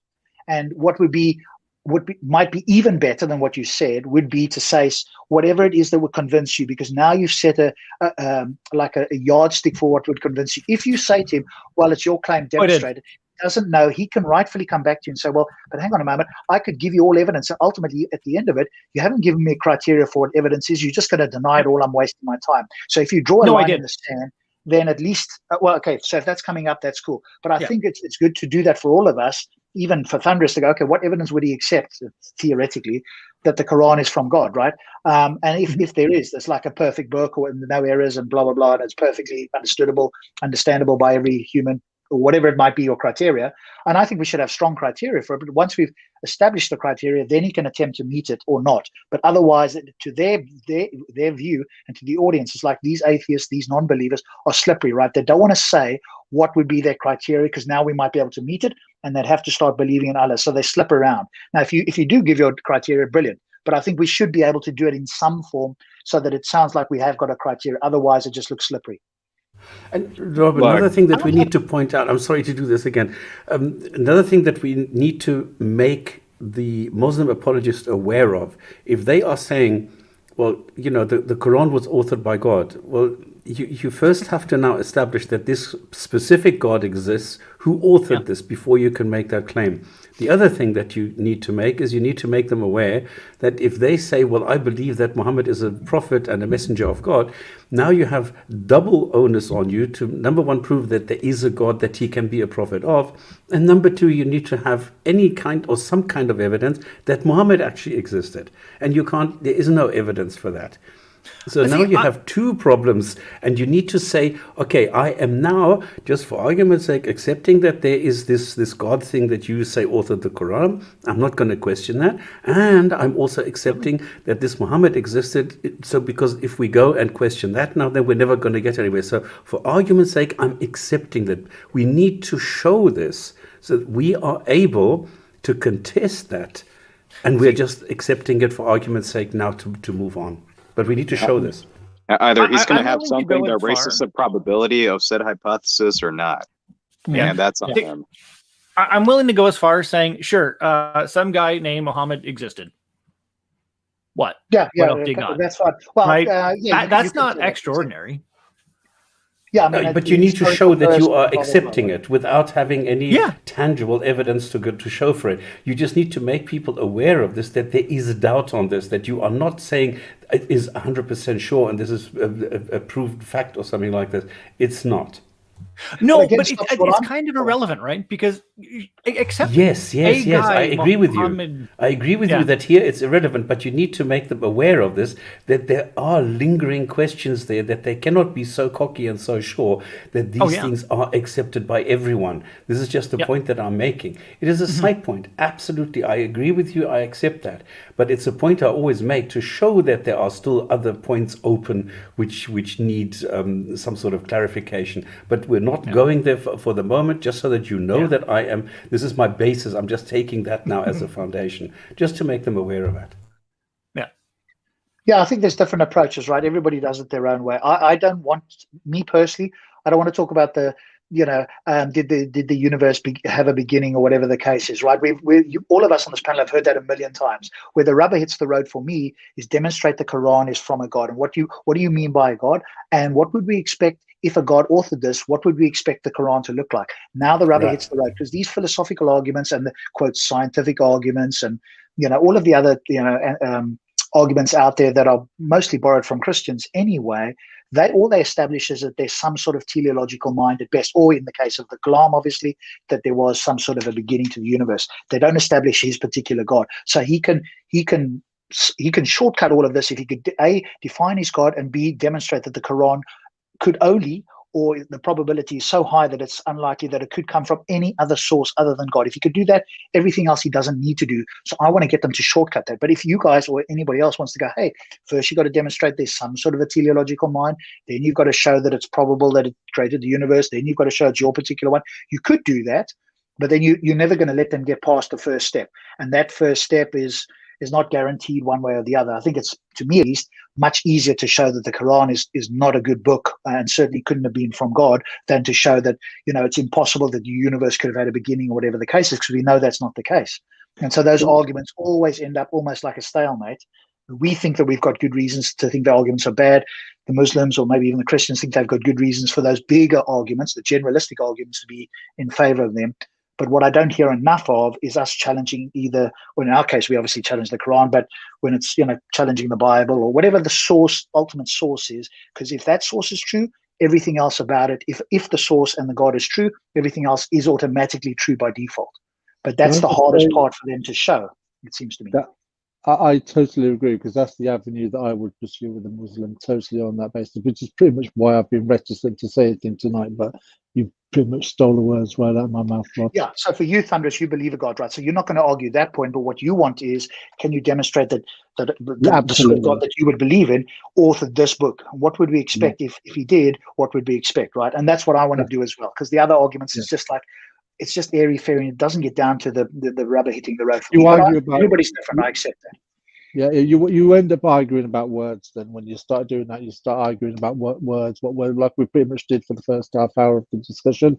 You pretty much do that when you're arguing about the differences between the gods. But when you start talking about the differences between the books, then you're really starting hitting like proper home runs, so to speak. Yeah, exactly. And especially with somebody like this, right? And Cloud didn't know that, but with somebody like this, getting into the more nuanced discussions doesn't get anywhere. A, because he doesn't understand, and B, because he's just not going to easily take it on. And so it's kind of a bit of a battle. But you didn't know that, right? So it's not a. But actually, it's good for the audience to hear it as well. So it's not all bad.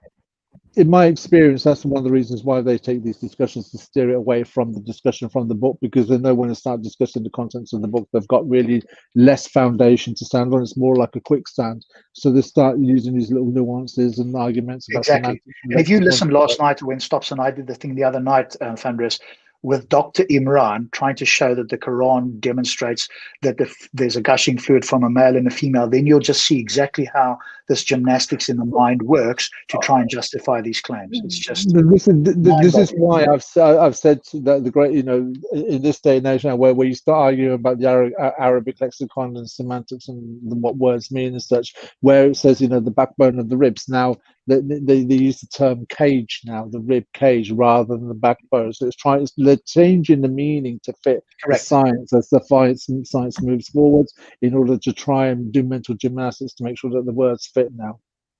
Correct. Yeah. Of evidence required is different for everybody. So let's go with, for you, you believe in God. It didn't take very much evidence, right? Why'd you say that? No, because I'm sure we've all spoken to very many of the same different people, and I don't believe in you do. But why do I believe though? I never used to. Why do I know? No, that's what I'm saying. So you required, okay, we won't say less. You required X amount of evidence for you to put your belief into it, for you to accept it.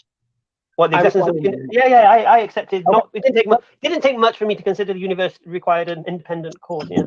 Okay, but now if you're saying, well, what is the evidence that it would take for you to believe in God? Well, we have to look into that evidence, right? Because evidence is objectively verifiable. No, but that wasn't. No. Sorry, please. My belief is that Muhammad is a messenger of God. Okay, okay. Sorry, can I misword that? Whatever it is you believe, right? If you're saying that you have evidence to support that, well, then we have. What evidence would I need to support that? Well, you give whatever evidence you have, and we objectively verify it. So let's say you have 10 things. How would you verify that claim? Objectively, you put it to the test. How? Test it. Give me a claim, and we'll run through it and test it. Okay, Muhammad claimed an angel came to him in the cave and said he was a messenger of God. Okay, that's a claim. Yeah. Okay. Do angels exist? I believe so, yes. Okay, demonstrate it. I can't. Okay, then you have no evidence. Right. So just because something's unobservable, does that mean it doesn't exist? No, but that is the difference between someone who's spiritual and like a methodological naturalist. Do you believe science is the source of all knowledge? I believe it's the most reliable thing we have. You think it's the source of all knowledge? No, I'm just face palming. Okay. I mean, what an idiot! Come on, I know. Cloud is asking really rational questions, really like down focused, everything wonderful, perfect, and then this guy comes and yes. Yeah. I think the difference is, and maybe you talk about it, Cloud, but one of the things to stress and to say it very loudly and repeatedly and slowly in this particular case is that there's a different category for a natural claim and a supernatural claim. So whatever you can appeal to for your dad or whatever, that methodology doesn't apply in the same way for a supernatural. Right? And that's the big thing. It's a category error, and he's conflating the two, and he thinks that he has evidence that Muhammad got spoken to by an angel. And the question that you kind of asked him, but he responded and said, I don't have evidence. Then the question is, why would you believe that to be true? And now he's going to go into subsequent things that he thinks can back up that claim that he didn't in and of itself have evidence for. So now he's going to talk about things that happened after that show, in his mind, he thinks there's a link between what happened after that to demonstrate that whatever happened in the cave, it couldn't have been him just making shit up. It must have been some sort of supernatural claim. And that's what we want him to get to, right? And I run through the whole thing with him. But it's a supernatural claim from over 1,000 years ago, man. Good luck. Yeah. So what he's going to do, and we know this, right, y'all? He wants to demonstrate. Well, he's going to attempt to, and maybe he does or he doesn't with Cloud, to demonstrate that this book either is most probably or could only have come from God, and that's like Mount Everest, right? So I'll make an analogy, Rob. What Hamza's trying to do is provide evidence that some other guy is the father when you have a DNA test. Yeah, you could say yes, that. Yeah, yes. that's another way of putting it. Yeah, That's exactly what he's doing. And this is why I tried to hammer it in so hard that, you counter evidence with evidence and you have evidence to support a claim, right? These are two fundamental things. I have evidence from, my experience of the world and yours too as well that, supernatural forces don't operate in the universe today. That's evidence that they never do. You've got to be a bit careful to say they never do, but it raises a probability extremely high that it's extremely unlikely. If you say never, then they're going to ask you the burden of proof. How could you demonstrate it's impossible? Impossible. You didn't mean that. But there's this hypothesis that they never do, and the probability is raised by a lot by our experience of the world. Drummed into his head, right? And let's see if he in fact does say, try to. At least Cloud has got him biting his fingernails. The scientific method is the most reliable thing we have currently. You believe it's the source of all knowledge? Do I believe what is the source of all knowledge? The scientific method. The scientific method isn't a source of knowledge. It's a means in which we can. No, the scientific method is a tool in which we use to understand what it is we're studying. Okay, and the Stops does this. I'm going to point it out for you and Stops, at least in my view. So this is a small tweak to both of you. You're doing a bit of what Stops does here. No, it's not the source of all knowledge. You and I understand that at a nuanced level. But again, and maybe you didn't know this, right? To argue that those nuanced points with somebody like that, I don't think is helpful. It's detrimental to the argument, except that you kind of understand what he means in this sense. What he really saying is, hey, is this the only way that we can come to understand the world around us? Yeah, but and clearly, and hopefully you would say, no, there are other methods, because if you don't say that, I think you're in big trouble. So I think you'd have to acknowledge that, and that's fine. But then, I did already. What is it, and why should we accept whatever he's going to, say? They're not put enough under the pressure, right? Because now he's back to asking you questions. You asked him for the evidence, and you can see what's happened now. He's turned it back, and now he's asking you questions. Yeah, he's in control. But he's not But you can turn it back on him. You can turn it back on him and say, can you propose something better? I did. I actually did. Stops, you weren't here good. When I was talking with Sabur.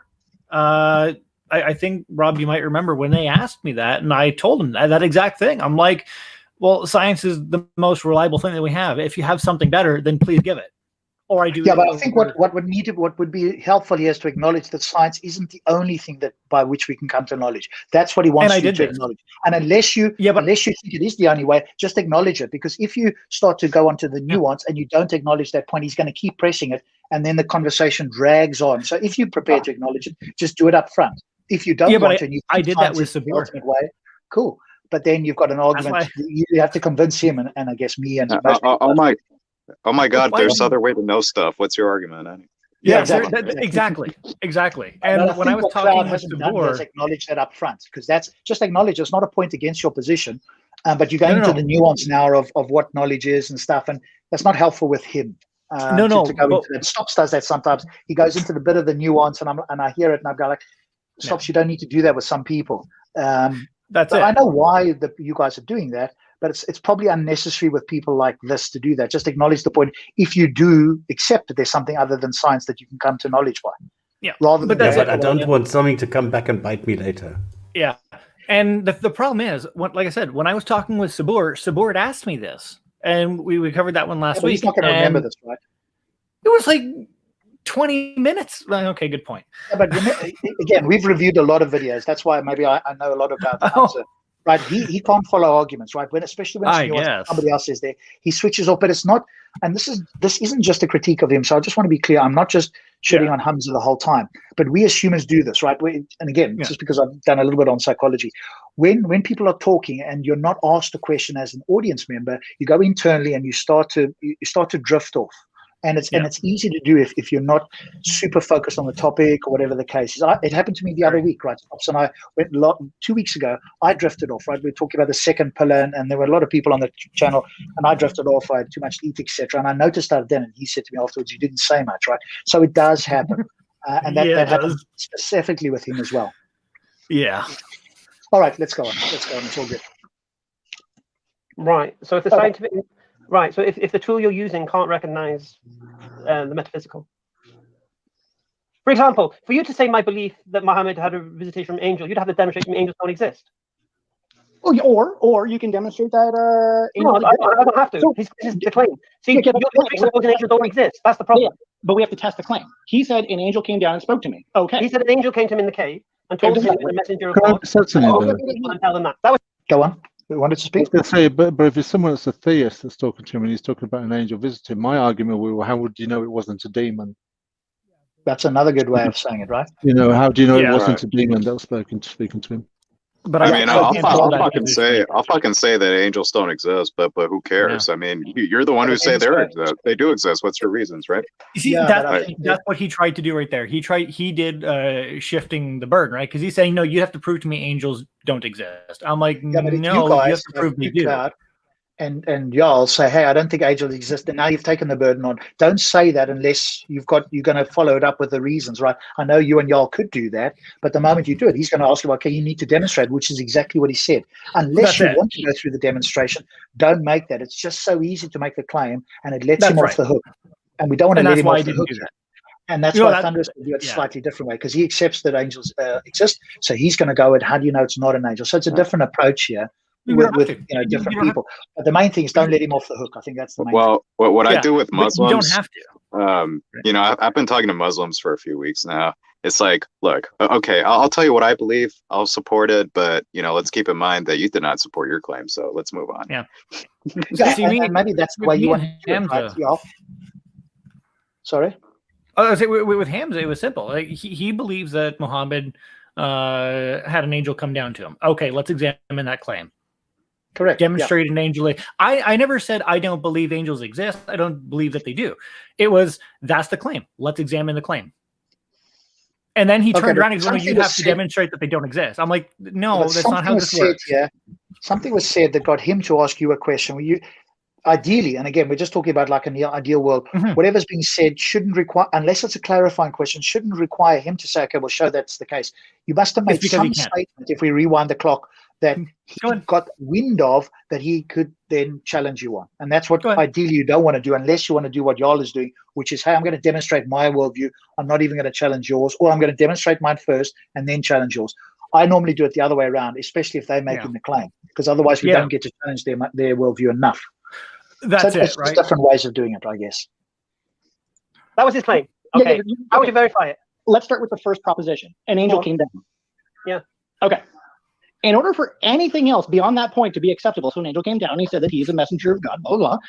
If that angel cannot be demonstrated to exist and does not exist, everything else is invalid, right? Why? Are you saying just because... No. If the angel doesn't exist, the message couldn't be delivered. Unobservable, though. No, I'm just asking a question. If the angel doesn't exist, then the message couldn't have been delivered, right? Right. Okay. But the claim is an angel did speak to him. Okay, that's a claim. Demonstrate the validity of that claim. Demonstrate the angel exists. How do you demonstrate? What? I don't have to. Well, the claim. I'm sorry, but that's not true, because the burden of proof falls on the claim. No, I believe an angel. No. He said an angel spoke to him. How could he verify an angel? How could he prove an angel spoke to him? How could he prove that? Okay, so you can't demonstrate that an angel exists. Okay, so again, I think what we can do here is, like, he asked the question, how can we demonstrate that? My response, one response could be, I'm not saying it's the only response, but I could say to him, one way he could have done it is said to the angel, hey, Gabriel, I'm now going to Mecca. I'm going to stand in the middle of Mecca, and I want you to appear as a booming voice or demonstrate yourself to everybody around me such that they would believe. Right? It is possible that an angel could do that, right? Hamza would have to acknowledge that it's possible. So I'm now giving him a criteria by which he could demonstrate, at least at a much higher level than he currently did, that this happened. But the fact that he heard a voice in a cave is far less believable than if a booming voice came down in the middle of Mecca and everybody for the 10 miles around, or in fact the entire earth, heard this voice in their own language saying that there's a man standing in the middle of Mecca, and they gave the coordinates and said, I'm speaking to him, he's the last prophet. That would be quite extraordinary. And every single race around the world could verify in stone tablets 1400 years ago that they heard this voice from the sky. Now my level of belief would have been shifted towards his direction of the plan. So I've now given him a criteria. If we don't give a criteria, he feels like, and he's putting the burden on us, but on some of these things, I think it's not difficult to quickly show something. Like, you might give something else, but let's show something. How could we demonstrate it to be the case, or more likely to be the case? I'm not going to give him that. That would be much better. Yeah. No, like, I'm not going to sit there and give the guys the answer. Like, you're telling me something is true, then okay, what was it that convinced you that that thing was true, and we're going to look at it, right? You can't just say, well, I'm going to say this, and what would it take to convince you? Well, who cares? Who gives a shit? What's the evidence that supports the claim, and then we'll go from there, right? Yeah, I guess it depends on like your goal, right? And I think that's the thing that like yourself, Cloud, and all of us think about. What's the goal here? My goal is to convince, well, ideally him, but I think that's unlikely, but maybe some audience members to think about their position. And in order to do that, I'm going to give them an alternative, because they've never remember, a lot of these people have never thought about this sort of stuff. They've never thought about what other options could there be, what standards they're not taught this. They're taught what to think and not how to think. And for me, at least, I want to get them to think how. So if I give them another alternative, they go, okay, well, of course, an angel, and I say to them, right, an angel could have done this, right? Would that be more believable to you, me, and in fact the entire world if that scenario happened? And of course, if he's intellectually honest, he has to say yes. Is it possible that an angel could do that? Yes. So why would he do it in a cave where nobody could verify it? Well, see, here's the thing. I gave my standard. It's called evidence. I've defined what that word means. Now give it. But you haven't, though. You haven't defined what evidence is that he could meet. Evidence is any point of data that is objectively verifiable, and get a bunch of it. Then give it. Okay, and when all of that evidence points to this thing, go get all that evidence, bring it to me, and I'll evaluate it. Okay, but he's going to say to you, so what could I bring you, Cloud, such that you might accept or might be slightly moved that event in the cave happened? I don't know. Whatever you fucking want, as long as it raises the probability of it. Yeah. Bring whatever you can to the table. But for me to say, I know exactly what it would take to convince me, I think that's being incredibly arrogant, because I don't know. But you do have ideas of what would be more convincing, right? Not if I want to remain... Not if I want to remain honest, right? Because what is Arthur C. Clarke? You know, any relatively advanced technology can't be distinguishable by magic. Okay, so we know that there's fallible things. So what would it take to convince me? The problem of ultimate skepticism. If you're going to go that route, then basically you're going to... Because God exists, right? So God knows exactly what it would take to convince me. Why am I not convinced? Cloud, are you circumcised? All right, let's not go off on a tangent here. You can go the Matt Dillahunty route. I just think that there's a better way to do it for these sort of guys. But if, again, your position is like you want to hold a fort around yourself, then, of course, you're in line with the goal. If you want to try and convince anybody else, my personal view is that I'm not sure that this is the best approach, but I could be wrong about that. So it depends on your goal. If your goal is to convince them, no. The best way my goal is to show how vacuous what they're claiming is. Do you think? Okay, good. So your goal is that. Do you think that what you're doing is going to get them to think it's vacuous or not? Oh, maybe not him, and I don't particularly care about him, but he's got listeners, right? And it's those listeners who are going to hear him give absolutely no answers. Not all of them. I will, obviously, there have been some where they've come back to me and said, oh, no, he beat you, ha, ha, ha, whatever. But they're going to be those listeners who are listening, who are actually listening, and it's like, he really didn't answer a damn thing. Like, he stumbled and he flopped, and those are the people I'm trying to reach. I agree that he's not giving good answers. Again, you might not be aware of his audience, but the answers are good enough, at least. Let me put it this way. I think my personal view, and I could be wrong about it, I think there are ways to get through to his audience even more so. Let's put it that way. Because what he's saying, they would probably say, so it's like music to their ears. I agree that a more critically thinking person would say, you're saying something vacuous. But if you know his audience, they think like he does. So if he says what they're thinking, they're not going to be swayed in any way, and especially if they're not asked to think for themselves. I know you're trying to do that here. I guess the point is get him to say something or put forward a criteria. Can you meet this? I do that a lot. Maybe I'm wrong, and you can critique me. I say to the guys, here's what I would expect if God authored the Quran. Right? I put the idea out there, and I say, hey, here's what God would do, because they've never thought like this. They think the Quran is perfect, and I juxtapose that with what I consider the Quran to be perfect, and now I'm saying to them, could God have done this? And the answer is, of course, yes. And now they have to give me excuses why God can't meet that standard, and that for me is like, and I could be wrong, but I think for me, A, it gets them to think, but B, now there's something out there they've never thought about. And I'm saying, well, God could have done this, but he did this crappy thing. Essentially, that's what I'm saying. Why couldn't he have done this? And now they have to try and justify that. When that comes out of their mouth, to me, that just, and I could be wrong. Maybe the audience goes, oh, man, that's wonderful. I don't know. Anyway, we're going to. I'll have to try it. How could Muhammad demonstrate it? I not my problem. He made the claim. If I make a claim, how could he, no. But how could he demonstrate it? If I make the claim that I have an invisible unicorn in my backyard, Forget your invisible unicorns. How could Muhammad? it's the same thing. It's the same thing. Forget your invisible unicorns. How could Muhammad verify that claim? It's not my problem. He made the claim. No. But the point here is this. No. The point here is this. No, it doesn't work that way, mate. It doesn't work that way. It does. How could Muhammad verify something exists when it can't be observed? No. Because he was the only one who observed it. Okay, no, it doesn't matter. He made the claim. No, because he made the claim. The burden of proof falls on the individual who made the claim. So you're saying he lied? No. He did actually, lie. No, hang on. I actually heard that in the last conversation. It's either he lied or he didn't. Okay, that's No, it's not. There's more than that. So what I'm saying is, we agree. if Muhammad claimed to see an angel, yeah, and you don't believe angels exist, no, then you either think he's crazy, thinking you see an angel that don't exist. No, there's other options. He's mistaken. Give me the options. Okay, he's mistaken. Mistaken for what? Right, because crazy people hallucinate sometimes, right? Either fatigue or whatever. No, hang on. I'm giving an example, right? That's all I'm doing. So people do, non-crazy people, even in a fatigue state, can hallucinate. Is that correct? Okay, yes. That is a possibility. I'm not saying that is what happened. I'm saying that's a possibility. How do you rule that out? How do I rule that out? They hallucinated. No. Okay, so you can't rule it out. So I'll tell you how I can rule it out. How? He receives revelation for 23 years. It doesn't matter because that's claims. So we're working on one single claim. So you're saying he hallucinated for 23 years? Hang on. Okay, so that's of course where you wanted to get. This is where we wanted to get to, like about 20 minutes ago, which is, hey, there's no way we can prove the cave happened. But what he thinks is that because all of these other events happen that are similar to the cave, that gives the cave more credence. They're all, of course, supernatural entities, not witnessed by any other person. Stops unless you can correct me on this. There's nobody else that ever witnessed or heard or was involved in any of these revelations to Muhammad. So essentially, they were cave-like experiences for 23 years. So one highly probable supernatural event happening over 23 years doesn't make that initial event more probable. See, later on, somebody comes in and they bring up. Now, this is just my ignorance of the Quran.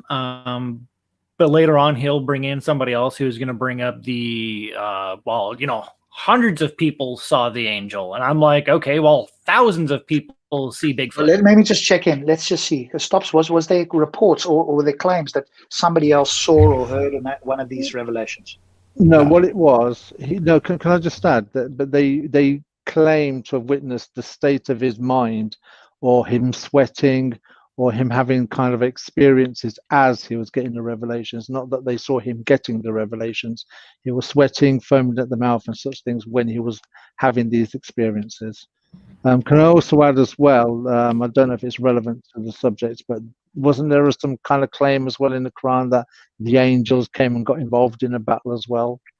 I don't know. Yeah, I think they talk about it, but I'm not sure that there's evidence that actually it's like, hey, if these angels came down and did this or whatever, I don't know. It stops around, does he? Yeah. I answered. No, there's nobody else. And it's actually Aisha who said, isn't it convenient that every time you want something, your God comes and gives you exactly what you want? Yeah. Just a little. Okay, but at least he's got to the point now, which I think is where you could, and maybe you do point that out, right? He's thinking that all these other supernatural events make the first, because he's already predisposed towards the first supernatural event in the cave happening. Well, shit, if all these other ones happened, I've got no evidence for that one, which he's self-acknowledged. I've got no evidence of the other ones. But hey, if I've got no evidence of 10,000 of the, well, let's not say that many, let's just say 500 of these events happening, somehow that makes it more likely to be the case than if I don't have evidence for one. And actually, you could say, well, it's the other way around, isn't it? Because if there were these 500, presumably some evidence would have occurred with one or more of these other interactions. And if they are equally as improbable or only happened to him as it did in the cave, is that what we would expect from these sort of events where he's getting revelations? And the sweating, as if we take the sweating, I mean, obviously people sweat and foam at the mouth all the time. That's not a good reason to believe it. Nobody else heard the voice. Nobody else saw the angel. And there's mad people that have been around since the first time of humanity. So none of that is good reasons to make it more probable that the first cave event is likely because all these other supernatural events are claimed to have happened. In fact, I would suggest it might be the opposite way around. Yeah. One claim at a time, and this is how you break down books. It is literally one claim at a time. The claim is an angel came down, said X. I'm not going to remember everything. Said X. Okay. So in order for angel and on, the spoken word, to be valid, angel must exist. There's no option in that. So can we demonstrate that the angel actually exists? From the initial appearance, no. Afterwards, yes. Okay, good. I'm going to speed it up to 1.5 times so we can get through a bit. So hold on to your hats here, guys, and pay attention as much as you can. Otherwise, we're not going to get through and we're going to have to stop at some point. Stops, you're the main host, so you just tell us when you want to stop. Okay, great. So he's now said yes. Let's hear if in any way what his logical argument is that we can demonstrate that the cave example it happened because of something else. Okay, so we can't do it initially. Okay, a man is alone in a cave. He claims an angel spoke to him. Sure. Right. So no, how can he demonstrate an angel spoke to him if it was an angel? Okay, so we can't. So why am I going to take it on board? It doesn't matter. It can't be done. Why would I take it on board? Why would I believe that can't be proven? Does that mean angels don't exist then? Does that mean angels don't exist because he can demonstrate an angel spoke to him? You want to say something that stops? No, this is the. I get so frustrated when I hear these things when somebody's making an argument and saying, okay, look, this is the way, and then he goes off on a totally different tangent somewhere, which has nothing to do with the actual point, and he's always stalling, and he's always going off on something else, going on the nitty-gritty of things, which is not being contested at all. But he doesn't answer the main and the important questions. Those he skips. Oh, of course. What he did there he has to. was like a straw man, right? Because he said, are you saying, the moment you hear the words, are you saying from Hamza, you know it's going to be a straw man. 99 times out of 100, if not 999 times out of 1,000. He's unable or unwilling, I would, at this stage, think that he's unable to accurately represent his opponent's position. So he said, are you saying that an angel doesn't exist? And I think hopefully you said, no, I think you might have misspoken and said, yeah, I said that at one point. I heard you say a couple of words like, yeah, it doesn't exist, but I'm sure you didn't mean that in any case. But it's like, I'm not saying that. Why? Because he did say, right, that, hey, yes, not that one example, but subsequently, or words of that effect. And that's the part to hammer home. What were those extra things? And then we can talk about, okay, how do you establish that all these other, revelational events, unless there's something else he wants to say, makes the cave one more likely to be the case, right? You want to expose the thinking here, and I want to see whether he gets back to it, because now he's put it on to you to say, hey, are you saying that no angels exist? Well, that's a straw man. You didn't say that, and if you misspoke, well, obviously you didn't mean that, I presume. Did I say that? Well, that's what you're implying, it. No, I'm not. Okay, so you just said because you can't demonstrate an angel exists, that means angels don't exist. No, it doesn't. No, it doesn't. No, it doesn't. What does it mean then? Okay, what I'm saying is you cannot demonstrate an angel to exist. No, so until you can, I cannot his claim. Remember, it's his claim. He can't demonstrate angels don't exist. Does that mean an angel didn't speak to him? Can it be demonstrated that angels exist? No, he couldn't demonstrate that. Okay, not even then. Now, even in now, with everything that we have today. Oh, in history, there is reports that other people did see it. Okay, again, these are all claims from individuals. Yes. Okay, so we all have 100,000 people all claiming one thing. It doesn't matter because you have 100,000 people. Or can it just be one person who saw it? Another person who saw it. It doesn't matter if it's 1 or 100,000, right? Because it's the validity. This is what you have to look at. How would you test the validity? By testing the claim. How would you test the claim? You would try and demonstrate angels exist. If you couldn't, then you don't take it on board. I cannot believe something that cannot be verifiably true. Right. So just because you can't, just because it can't be demonstrated to you that angels exist, that means angels don't exist, according to you. Do you have any means in which angels? No, that's your position. No, hang on. That's your position. That's your position. No, my question would be. Let me just clarify. What a fucking bitch. Yeah, he's literally doing the no. It's either A or it's not A. He doesn't understand that it could be A or B, right? He's just the fuck. He's an idiot. But Cloud, it's irrelevant whether you take the position that angels do not exist, even though you should take that position because it's an insane belief. But anyways, no, because then right there he would turn around. He would immediately turn around and tell me, "Okay, prove it." Right? He would stop interacting. Like I have to make sure, especially in these conversations, you do not take a position, right? Because you'll turn around and say, "Prove it." Okay, well, Yeah, now but I I have to think- prove angels don't exist. When if I think don't there's take a different ways to argue position, it, right? And I think Jarl is of the view that he wants to argue the positive case that they don't exist. So I think it's Oh, just yeah. understanding that you argue it slightly differently. And I'm Yeah. more on your side of the fence than I'm on Jarl's, but I recognize that Jarl could do it the other way, right? So it's just a different way of doing it. If Jarl Yeah. wants to argue the positive case that it doesn't exist, then he can do that, right? And he's pretty good at doing that, so he could do that. Yeah. I think it's just the way to do it. But I do think that he needs to demonstrate, of course, that it is probable. And he's saying, but he's asking the question, how could it be demonstrated? Yeah. And that's I mean, maybe for us to think about. he's shifting the burden of proof so blatantly. Oh, he It's tries like- so much. Yeah. Yeah. He tries, but I won't let him have it. That's why I even told him, like, no, that's not what I'm saying. I'm saying if you can't demonstrate, you're telling me an angel exists, but you can't prove it, I'm not going to believe you until you can prove it. That's why I say, if I have an invisible unicorn in my backyard and I tell you I have it, you're just going to believe me? Yeah, No. you notice he Why? didn't want to go there, right? He didn't Yeah, want to no, go he with that didn't. analogy because that leads, but then you've got to go all the way through with that analogy and show why there's a problem there. But he didn't want to go down there, of course, because it was Oh, yeah. entirely analogous. No. And that's why he didn't want to go down there. Okay. No, it's not to me. Hang on. It's not to me. In any sense, to anybody, can you demonstrate angels exist? Can I can't demonstrate angels? No. Okay, so then it's not me. It's anybody. You can't No, demonstrate. you. I'm talking about Muhammad's claim. It doesn't You're matter. dismissing his claim. No. You're dismissing his claim because you're saying angels don't exist. No. I'm dismissing his claim because there's insufficient evidence to support the What claim. evidence? What evidence could he give that an angel came to him? Doesn't. Okay, that's the point. And I do think maybe have a think He's about it so yourself. Give And the fucking reason I say- evidence. Just Yeah, give me something. How Jesus. can you not? But Cloud, when you say give me something, you're not making clear what something is. And I Whatever do he's think, not. but put something on the table, make the bar so high, but put something out there. Otherwise, he's going to keep asking this, and his audience are going to And look like you are not prepared to answer the question. That's right. And I'm going to keep But it's pushing. not a Give me difficult whatever question to you've answer. got.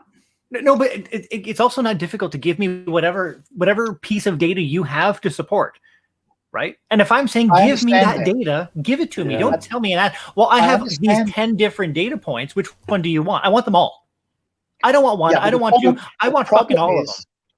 Cloud, the problem is if you don't establish some criteria, he could well turn around, and I might actually agree with him, that it's pointless even attempting to do so because you're just going to dismiss everything and you have no criteria by which you can evaluate evidence that he can present it to you. So it's pointless in even doing it because everything he's going to say, you're going to say, nope, that's not evidence. Nope, that's not evidence. And he might actually, to his audience, he might have a point, and they're going to go, this guy is just an ultra skeptic. He's not going to accept anything. He's not even prepared to say what he could accept. This is pointless. We're not going to waste our time. Yeah, but that's the problem.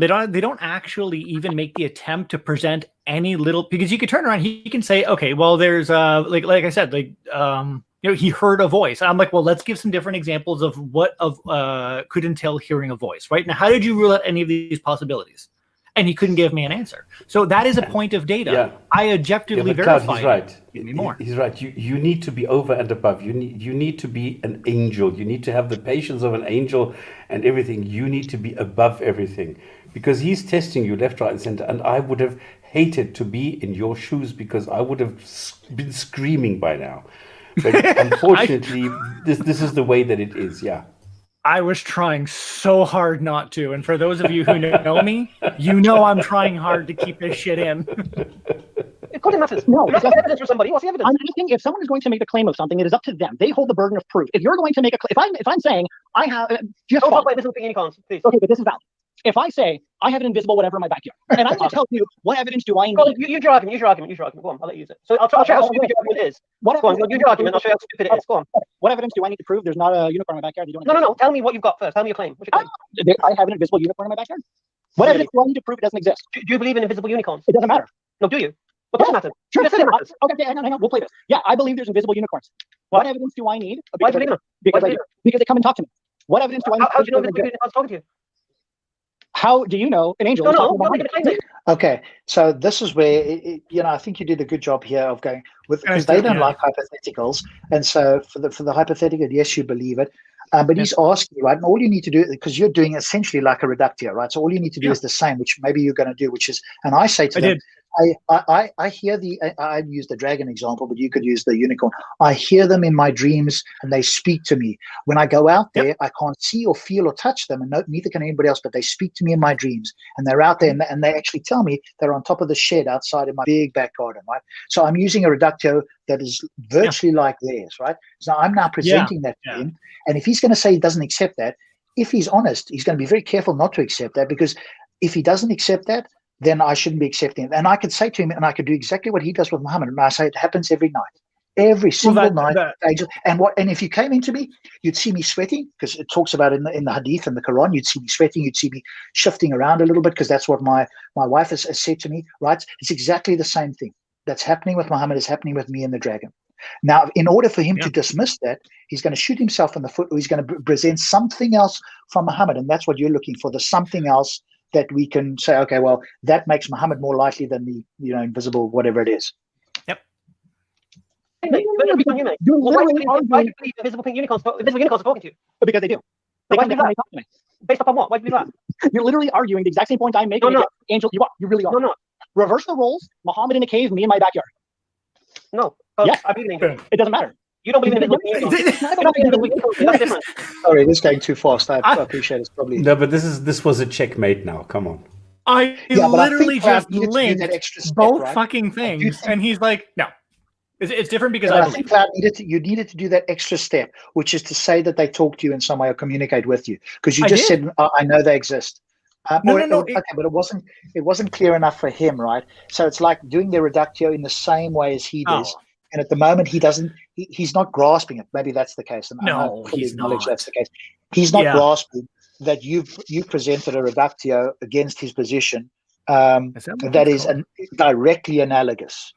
Yeah. And you could just, because when he says, I believe in angels, you just say, well, I believe in unicorns, right? So you're playing the same game. So he needs a criteria that is not self-defeating to him. And that's where he's going to have that's impossible. A huge problem. And that's exactly what I just did. When I'm like, replace me in my backyard, Muhammad in the cave.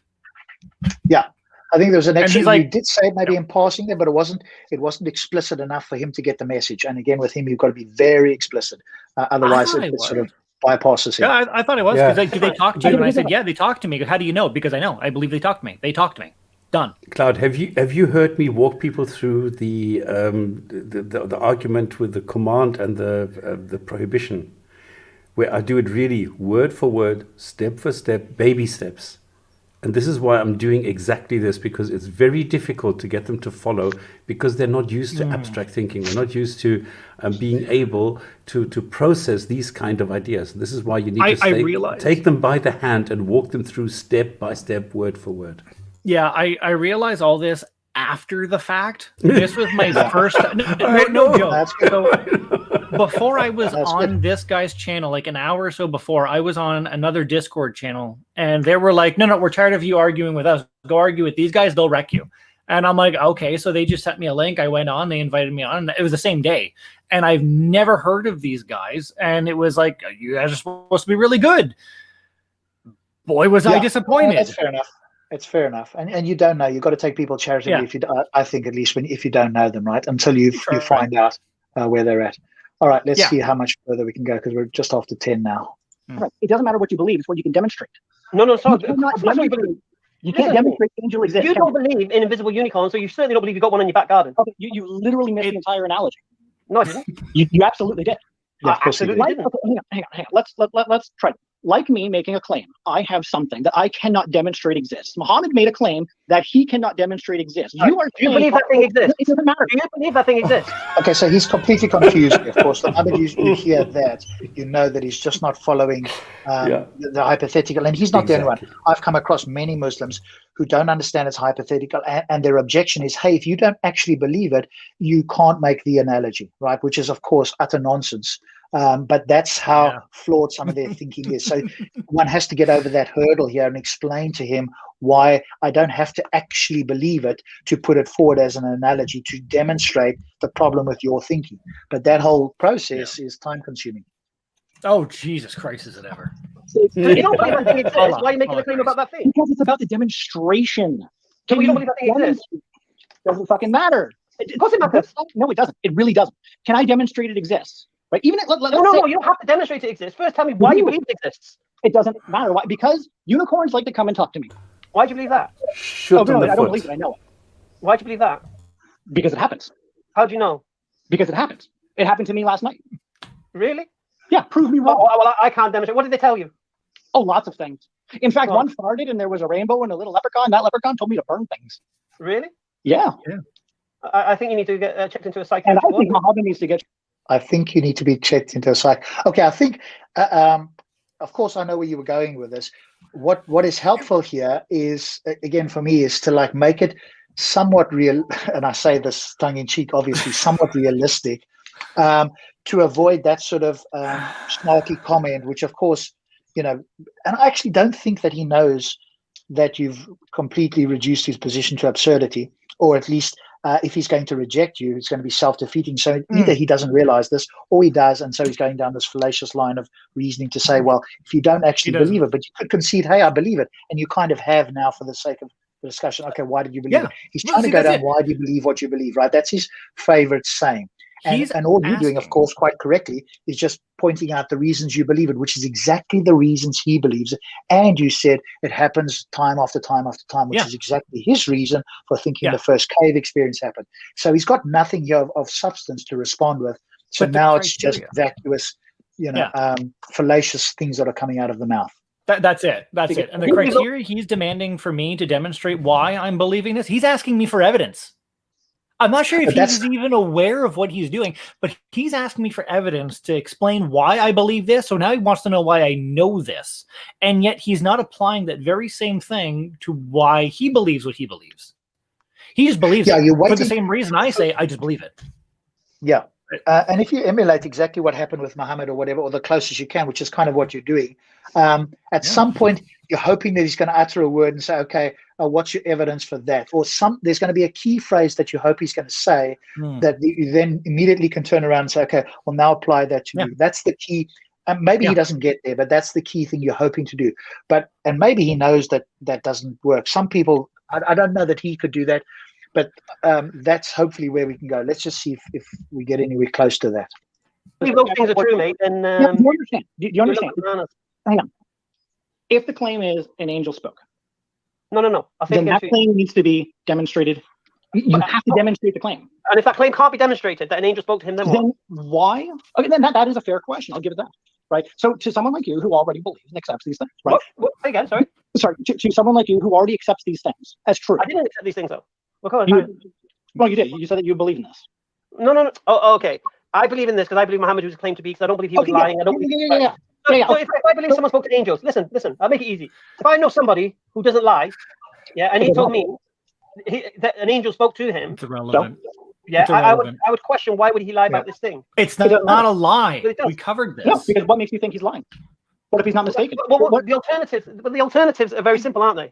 Either he's crazy, delusional, seeing visions of angels, or he's deceived, and because this is the Christian argument that a demon became an angel.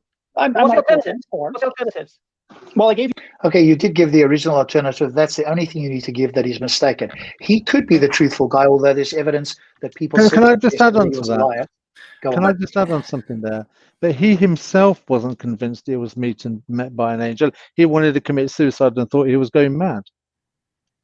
Yeah, but Hamza will respond to that, Thunderous, by saying, hang on a moment, that he might have been unsure at the beginning, but then he got all these other revelations, and that proved the first one. Okay, let's follow the logic through. If the logic is to be followed through correctly, then from a theistic point of view, then why is it in all the other scriptures and revelations, the angels, the first thing they said was, calm down, be all right, don't be in fear. Yet with Muhammad, he didn't even know what was going on, and it was his wife that had to tell him what was going on, his boss wife, Khadijah. So that doesn't fit the narrative of previous scripture, and it doesn't fit the narrative of a man that's supposed to be the seal of the prophets. Yeah, I understand that from that one example, right? But he's going to come back like he is with Cloud here and suggest, okay, maybe he wasn't entirely sure it was the first time, blah, blah, blah. But after that, he knew what to expect, and he had all these other revelations, and they together are evidence that the first one is true, because the first one he was a little bit unsure, but after that, it became much more clear because of all the others. That's how he's likely going to respond to the claim that you just made. So even if he had to ask Khadijah the first time, after that he didn't need to, because he knew what the experience was like, and therefore the rest of the time those corroborate the first time. That's how he's going to respond to that. But here's the thing. Or he might do. Yeah. But let's say it was actually something caused by fatigue, exhaustion, brain damage, whatever the other case is, not a non-supernatural thing. Well, then how do you rule out every other possibility after that? It would logically follow that it would be the same. It wouldn't just be, this time it was this thing, but next time when it's the same exact hallucination, well, it's something different. Well, how did you rule out the first possibility where we ruled out where you can't really, and if you can never really prove that an angel exists, then you can't really say it was an angel every other time, right? It's the unicorn in my backyard every other time, but I can't prove it exists the first time at all, ever. So it's, he's a funny man. I gave you one earlier as one small example where he could have just been exhausted and had a slight hallucination. Yeah, delusional. That's fine. Delusional. I'll rule that. Okay. So what did you do to rule every other one of those options out? Okay. I looked at each one on its merit. I look at what the ramifications of this angel speaking to him was. Yeah. I looked at the continuation of the revelation. It wasn't just one time. It was 23 years. Okay. So he hallucinated a bunch. How did you rule that option out is what I'm asking. How did you hallucinate for 23 years? Okay. He was an illiterate man. How did they come up with the Quran? Wild imagination. That's the claim that's another claim that you're making. So we've got to again just recognize what's going on in his mind. Muhammad is of course the author of the Quran, and of course our inquiring minds are, how did you establish that he's author of the Quran? That's another claim. So you're stacking another claim on top of that one to try and justify the previous claim. And then you're going to stack another claim on top of that to try and show us that you know that the Quran was authored by him. But that's the only way they could do it. Mind, these things are all like done deals, right? If the Quran was authored by him, so that automatically means how could he have done that? And my question is, well, how do you know that he did that to begin with? Well, I gave him an example how he had a really good imagination. Done. How do you rule that possibility out? And we can. But again, you've got to know the Quran, and Stops and Thunderous are even better than I am at this. Once you know what the Quran says and so forth, he's going to claim that because he says this all the time. That's why we know it, right? Oh, but he had to memorize the Old and the New Testaments and all these other things. But he didn't memorize those. And when you go and look at the information, he got those things wrong. It's like hearsay that he heard from people. It was vague things that are in the Quran that don't match what the Bible said anyway. So he didn't in any way memorize these things. He heard little bits of information that are put together in the Quran. But if you don't know the Quran, Cloud, you won't know that. So you might have to accept that he had to know all these things. But once you know that he didn't know all these things, then that claim is taken away. But the question to ask is, well, how do you know that he authored the Quran? Right? No, but who he thinks cares? that's already a done deal. He doesn't even have to demonstrate it. That is already a fact of the matter that demonstrates something else. Yeah, but I'm more than willing to say, okay, there's a guy, his name is Muhammad, and he spoke and people wrote down what he said. So what? Who cares?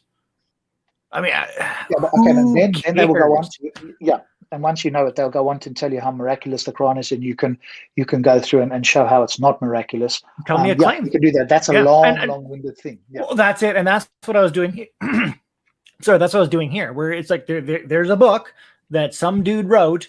Tell me a claim in the book, and we'll evaluate that claim. Okay, that one's done. Let's look at the next claim. That one's done. Let's look at the next claim. And once we go through all of your claims, and you don't have a single answer for one.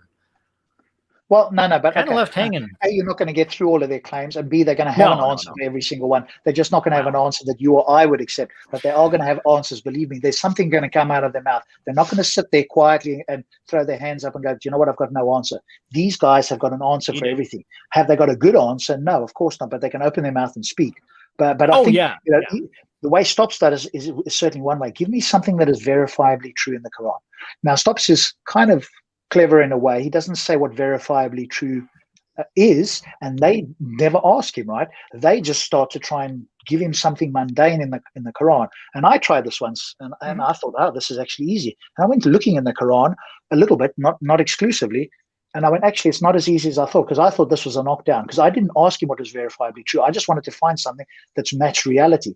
And even to do that properly was an extremely difficult task to do. And I didn't come back with something I go, yep, this is knockdown against Stops' position. But a smarter Muslim might say to Stops, like, okay, what does verifiable mean? And Stops might have to, give what he means by that, and then he could try to do it. But I still think it's not as easy task. I thought it would be an easy task for them to find something mundane and just to refute Stops' claim. But actually, when I looked at it, it wasn't quite as mundane or as easy, even with the mundane stuff, as I thought. But that's another way to do it.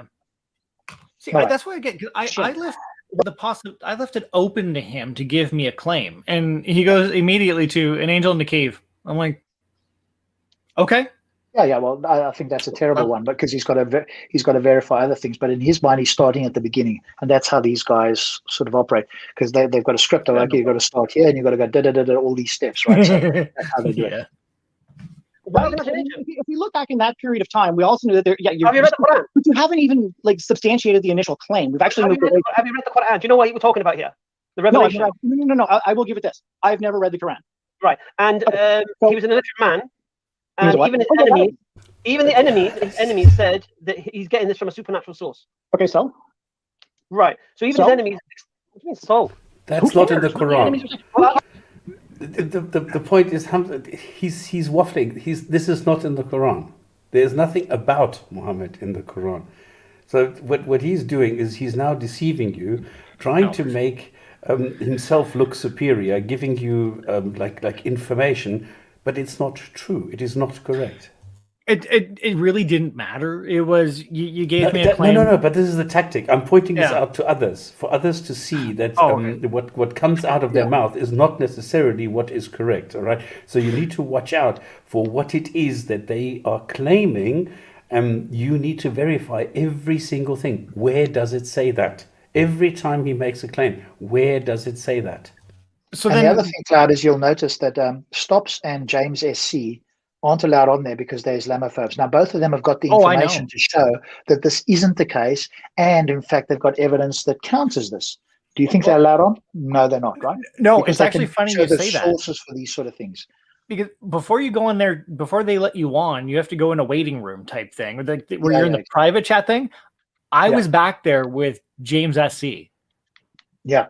And he was just fucking answering no, you said this, you're wrong here. You said this, you're wrong there. And I'm like, and I'm yelling at them on the science side. It's just like, we're both yelling at them from the background. And it's like, oh God. Because he's got a script, right, that Muhammad was truthful, that everybody knew this, etc., etc. He never said anything wrong. He's illiterate. And quote, we all know this. And as Stops will say, and so will all the rest of us, no, we don't know that. Those were claims that were made, right? And he might try to point to some other people, and you can point to some other people. And if you have conflicting ideas, why would you believe it to be true? But he won't present that evidence. He'll say it as if it's a matter of fact.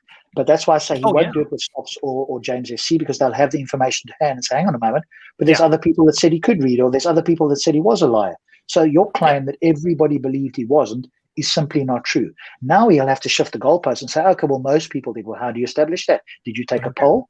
How many did you got? And he's only got one or two sources, and he's going to extrapolate these one or two sources where everybody or most of the people or whatever the case is. That whole process is a very long, time-consuming process. And if he were to do a one-on-one with Stop Spamming or James SC, he would be, to use his words, not mine, he'd be exposed inside out. But that will never happen, of course, and we know why. Well, I think because when your enemy is telling you that this guy is getting his stuff from supernatural, he's not getting it from himself, is he? All that means is that his enemies can be as delusional as he is. That doesn't mean that it's true. Yeah, I know. That's why I'm like, so what? Who cares? Experts in language. Right. Sorry, go on. It's also the information. He's saying that his friends are saying, or his partners, his friends, his followers are saying that, or his enemies are saying that this is supernatural stuff. But what is it that's so supernatural that wasn't known at the time then? What has he come up with in this book that want us to say, wow, this is something a bit special? We heard it the other day, right? So, and you probably know this anyway, Thunderous, but it's this claim about this one poet who went there, who read this, who came back reportedly, and we say this in inverted commas, and reportedly was reported to have said, wow, there's, I'm like, he came back and people saw his face was shocked. He didn't know what to say. This was like amazing. And they asked him, can you disprove it? And he said, you have to go away and think about it. He came back and he said, all I can say is it's magic. That's the claim that he makes, that people at the time thought this was just amazing by this illiterate man.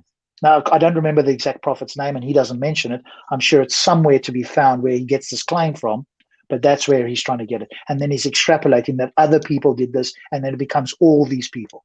See how it becomes Chinese whispers and becomes that one specific reported event? Why would you accept that's true?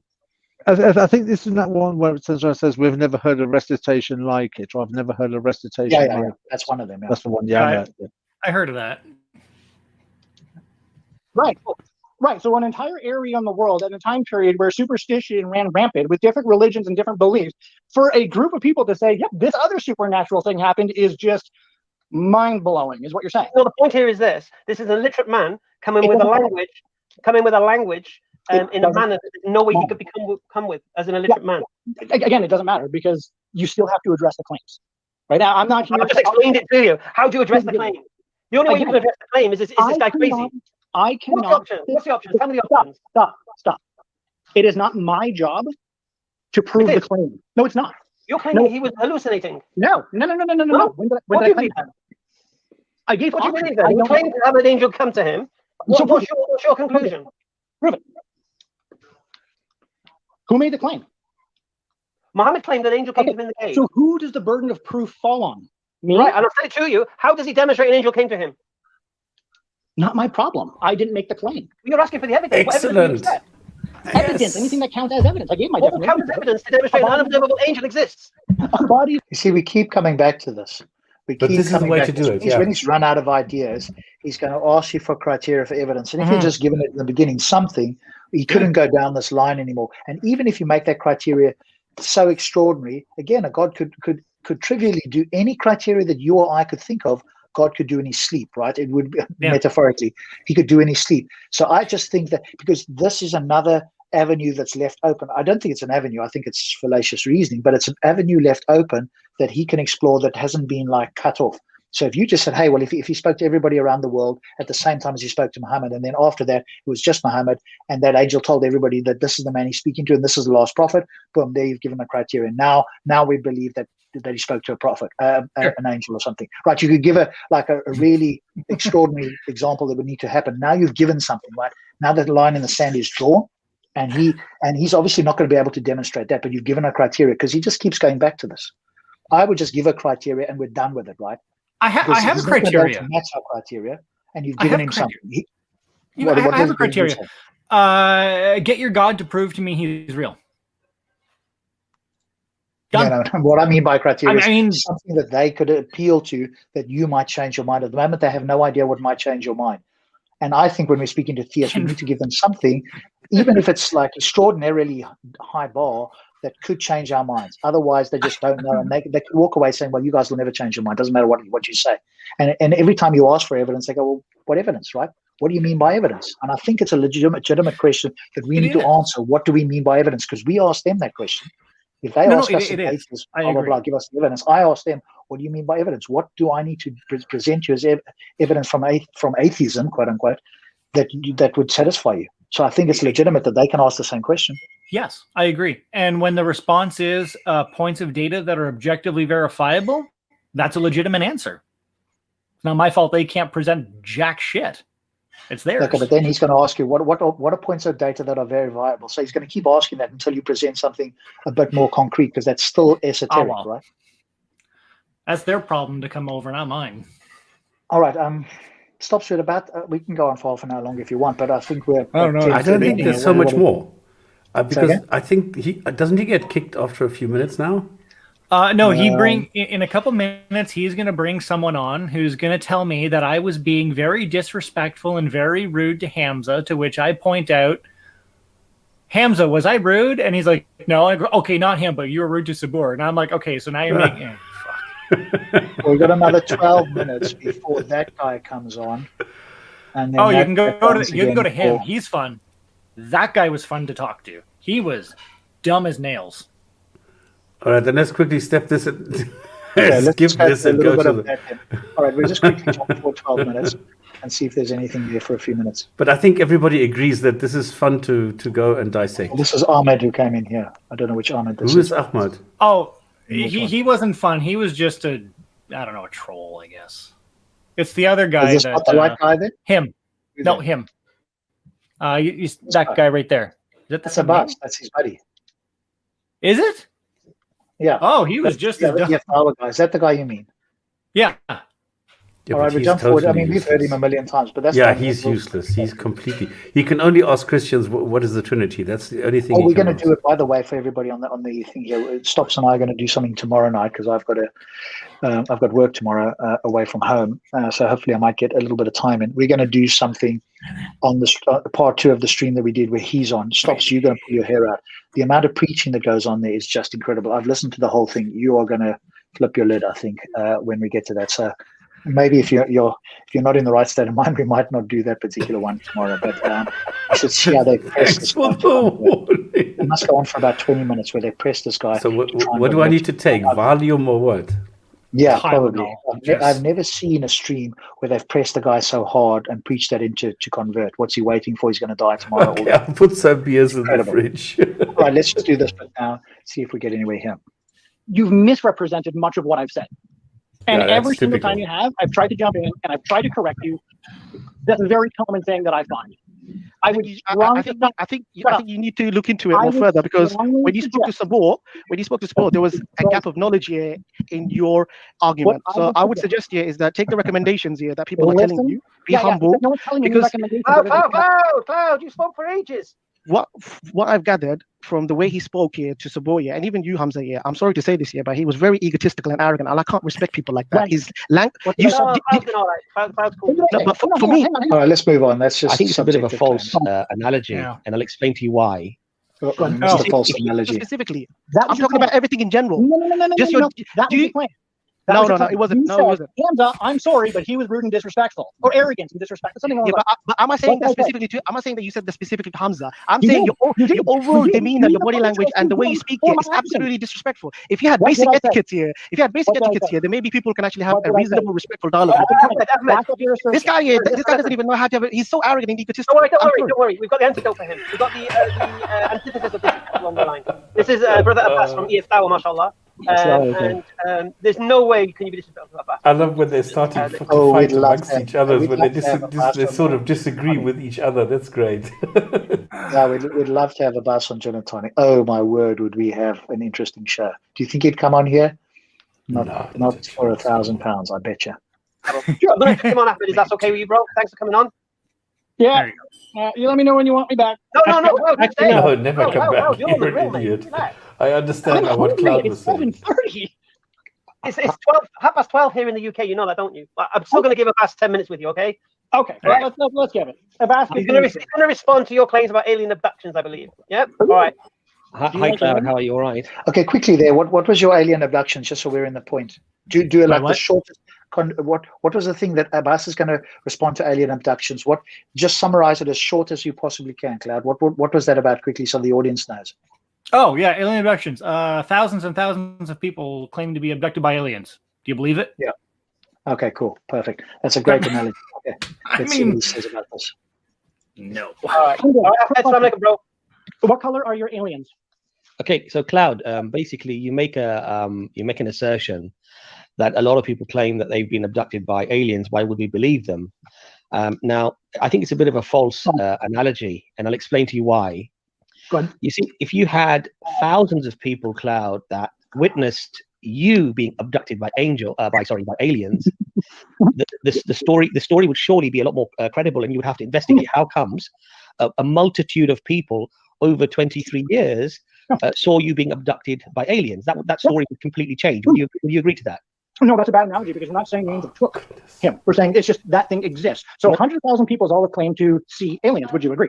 Okay, no, but Cloud, you're trying to make a false analogy here. Let me try to explain to you why that is. If your claim was... Sorry, just stop you. Yeah, who the fuck is making a false analogy here? They don't know. Abbas, who doesn't understand shit about what is going on here. This is absolutely amazing. Okay, but the reason he's saying it's a false analogy, and I agree with you, he's misunderstood it entirely, right?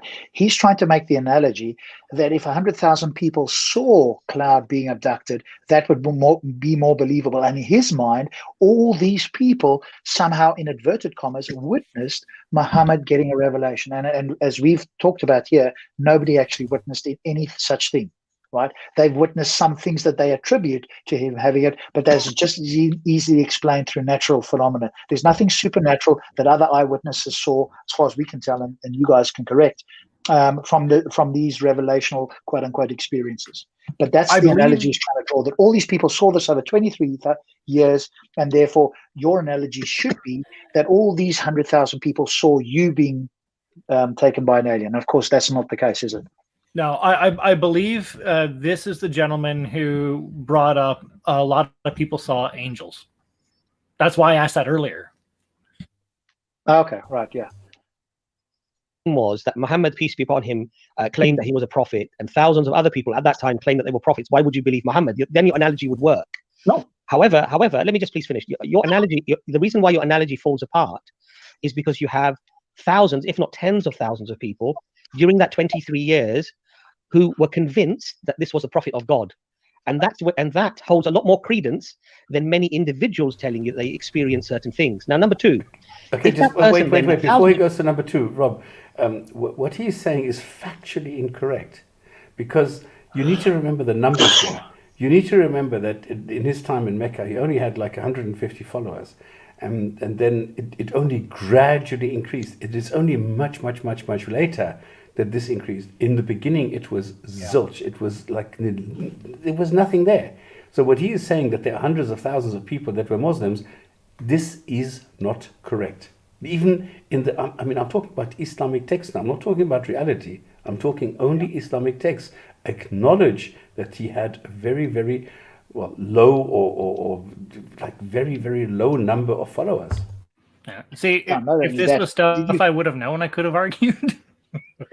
Yeah, but did you also notice there that he said are convinced? He didn't say that they witnessed, right? And the original analogy was that he said that your analogy would be that people witnessed you being taken. That now he said that, as Stops pointed out, there's all these thousands of people or hundreds of thousands, whatever, that were convinced. Well, hey, there's been people that have been convinced of things throughout history, right? But if you're going to question Cloud's analogy, then you have to say, well, okay, if you're going to question him and say, well, it's wrong, because the analogy needs to be that 100,000 people witnessed Cloud being taken. Well, now you have to show us that 100,000 people witnessed Muhammad getting a revelation. How do you establish that 100,000 people did that? Yeah. And at that point, you will have nothing to say. Some words will come out of his mouth, I'm sure, but they will be completely vacuous. Thousands of people witnessed being abducted by aliens came to you with a book that was the first book written in that language, which is the Quran. The first book in Arabic is actually the Quran, and in fact was unequaled in excellence, in eloquence, in information for over 14 centuries. Then you would still have to ask the question that adds another, let's say, facet to the stone. And so so if you know who this guy is, right? He's the follower of this guy called Raymond Farron, right? Stops and I probably have to read this book. I think Stops has done some work on this already. But there's this non-Muslim that apparently thinks the Quran is just wonderful and shows all these techniques that no human could have done. And this Abbas has swallowed this hook, line, and sinker. And for him, this is just his knockdown go-to argument that there's this guy called Raymond Farron, and the eloquence of the Quran is just unmatched. No human could have done it. But even if we granted that, right? Even if we granted and we were charitable and say no human could do it, how could you demonstrate that an alien didn't do this for humans? Yeah. How do you establish that it's more likely that it was God, not an alien? I played Dungeons and Dragons with a guy who's so good at storytelling that it's just he must be getting it transmitted through somehow. But not only that, okay. But the other thing is the criteria here is entirely arbitrary. Right? Yeah, it is. And there's nothing. And if you look at the Quran, because it Stops and I've done this, and other people have as well, right? This whole thing about bring a surah like it or whatever. The very next verse is, and no, you can't do it. Now imagine I said to you, Cloud, hey, you write something like this first page of the book that I've written. Write something like it, and you bring something. But then I show you that on the next page, on page 2, it says, and you never can. What sort of test is that? An unfalsifiable test with zero criteria that you will never accept. I will never accept, no matter what you bring. Yeah. But these guys parrot this as if this is some sort of criteria that shows the Quran is magnificent. But his whole thing is the eloquence from Raymond Farron, who isn't even a Muslim and was so convinced by all of this, he became a Muslim because he thought the Quran was so wonderfully written, which is entirely arbitrary. I wish we could have this Raymond Farron on and we'd read the book and Stops and I could question this guy. I don't think that would be possible, but I wish we could. I would take the time out to read this book. Stops and I could do this, and we could show how this is entirely arbitrary stuff. Why is he a Muslim? And if this is his best evidence, then because this Abbas has just swallowed this whole thing, and that's his view on the Quran, right, from this particular guy.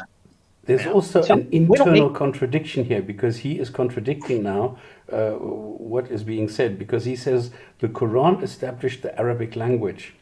Now, if this is the case, how can Muhammad know what is being said here if he doesn't speak the language when it was only established via the Quran? So it would explain. This is an internal mistake, an internal contradiction. But it would explain the necessity for the Hadith and the Tafsir, though. Would it not? But stop. That's exactly why we have it. Yeah, the Quran makes such little sense that it must be interpreted, so you got to go to the Hadiths, and that makes such little sense that you got to go to the expert. But the problem is the language. You see, Abbas was referring specifically to the language, and if he says that the language was not existent, then he couldn't have understood it anyway. So there's a lot of problems here. Yeah, but stops. What he could say there is the angel got him to understand it, right? So the angel spoke to him and helped him make up the language, right? They can appeal to him through magic. And but here's the problem then, because now you have to try and go to the angel not only got him to understand it, but then how did the people he was teaching it to write it? He was able to communicate with him, right? Remember, he's the last prophet. So God allowed him to communicate this message. Now, whether he spoke Arabic to them or whether he got them to learn it, I'm not sure that that's a strong enough point. They can just claim that it's somehow, because he's the last prophet, they can invoke miracles wherever they fancy.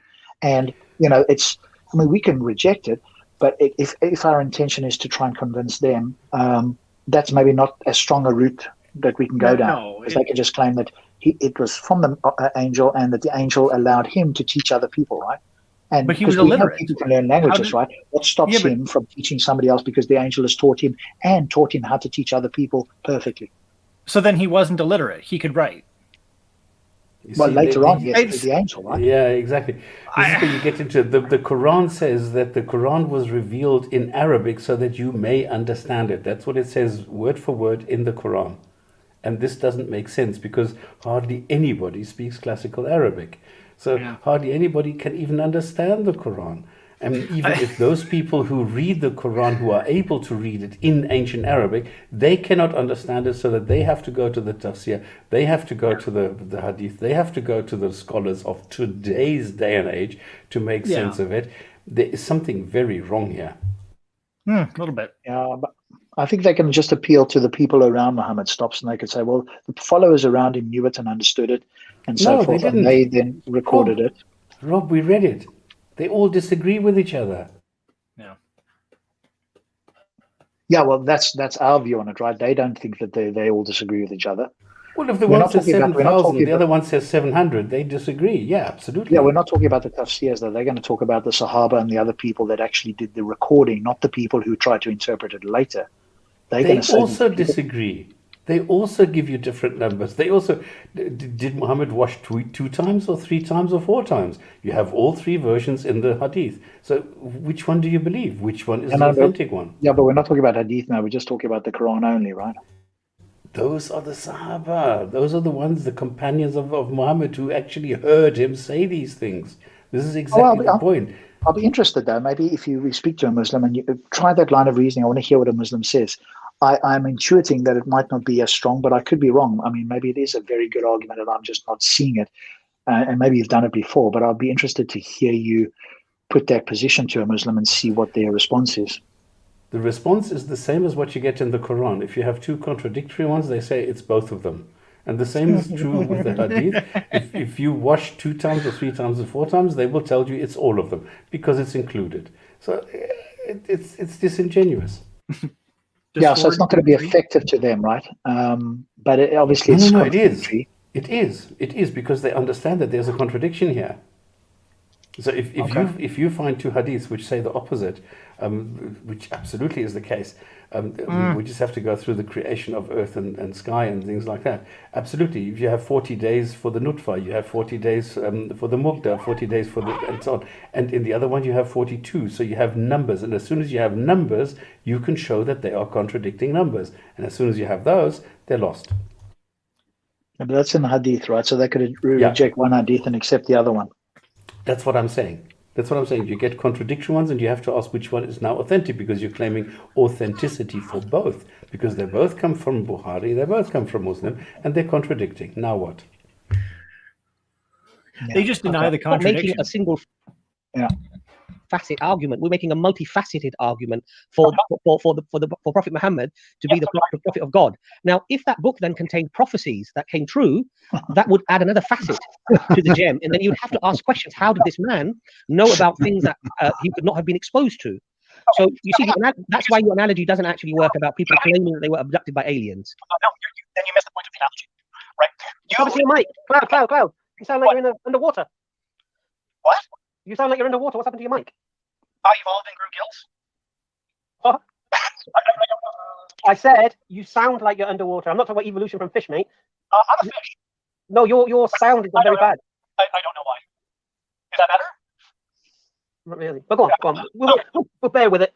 Sorry, I had to move my wife gave me trouble because I've been at this long, and she said politely, hurry the fuck up. One second. Yeah, it's sounding awful there. I don't want to stop it here, but I'm not sure if there's anything more to be said here. And your mic is sounding pretty crap here as well. Yeah, I pretty much just try to continuously explain the analogy to this guy, and then I finally get to the point where I'm like, fuck it, let's work with Bigfoot. I mean, aliens is too much. Let's go with Bigfoot. And I mean, for anyone else who wants to watch it, giver. I'm really not on that much longer, am I? No, you still go on for ages here. No, that's not me. I don't know if that's you.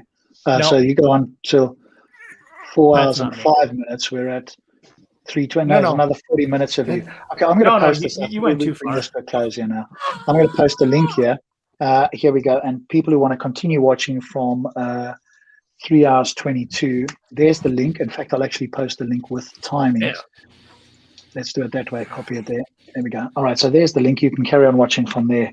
I think otherwise we're just never going to get done here. So I think let's bring it to a close there. I mean, it's already 11:15 here. All right. Well, It's then over to you, sir. all that remains to be said is, Cloud, thank you very much for coming on and giving us this demonstration. I hope you're going to get more chances because, like I said, we're out. We're not allowed to go on there. So if you continue to go on there, that's great. Apparently, there's a thing up at the moment where somebody is on there. I don't know if Abdullah is on there because I just saw somewhere in the chat that he's complaining he's not allowed to. So thank you very much for the panelists being here and taking the time out to listen to this. I mean, it's tough. For me, it's really tough.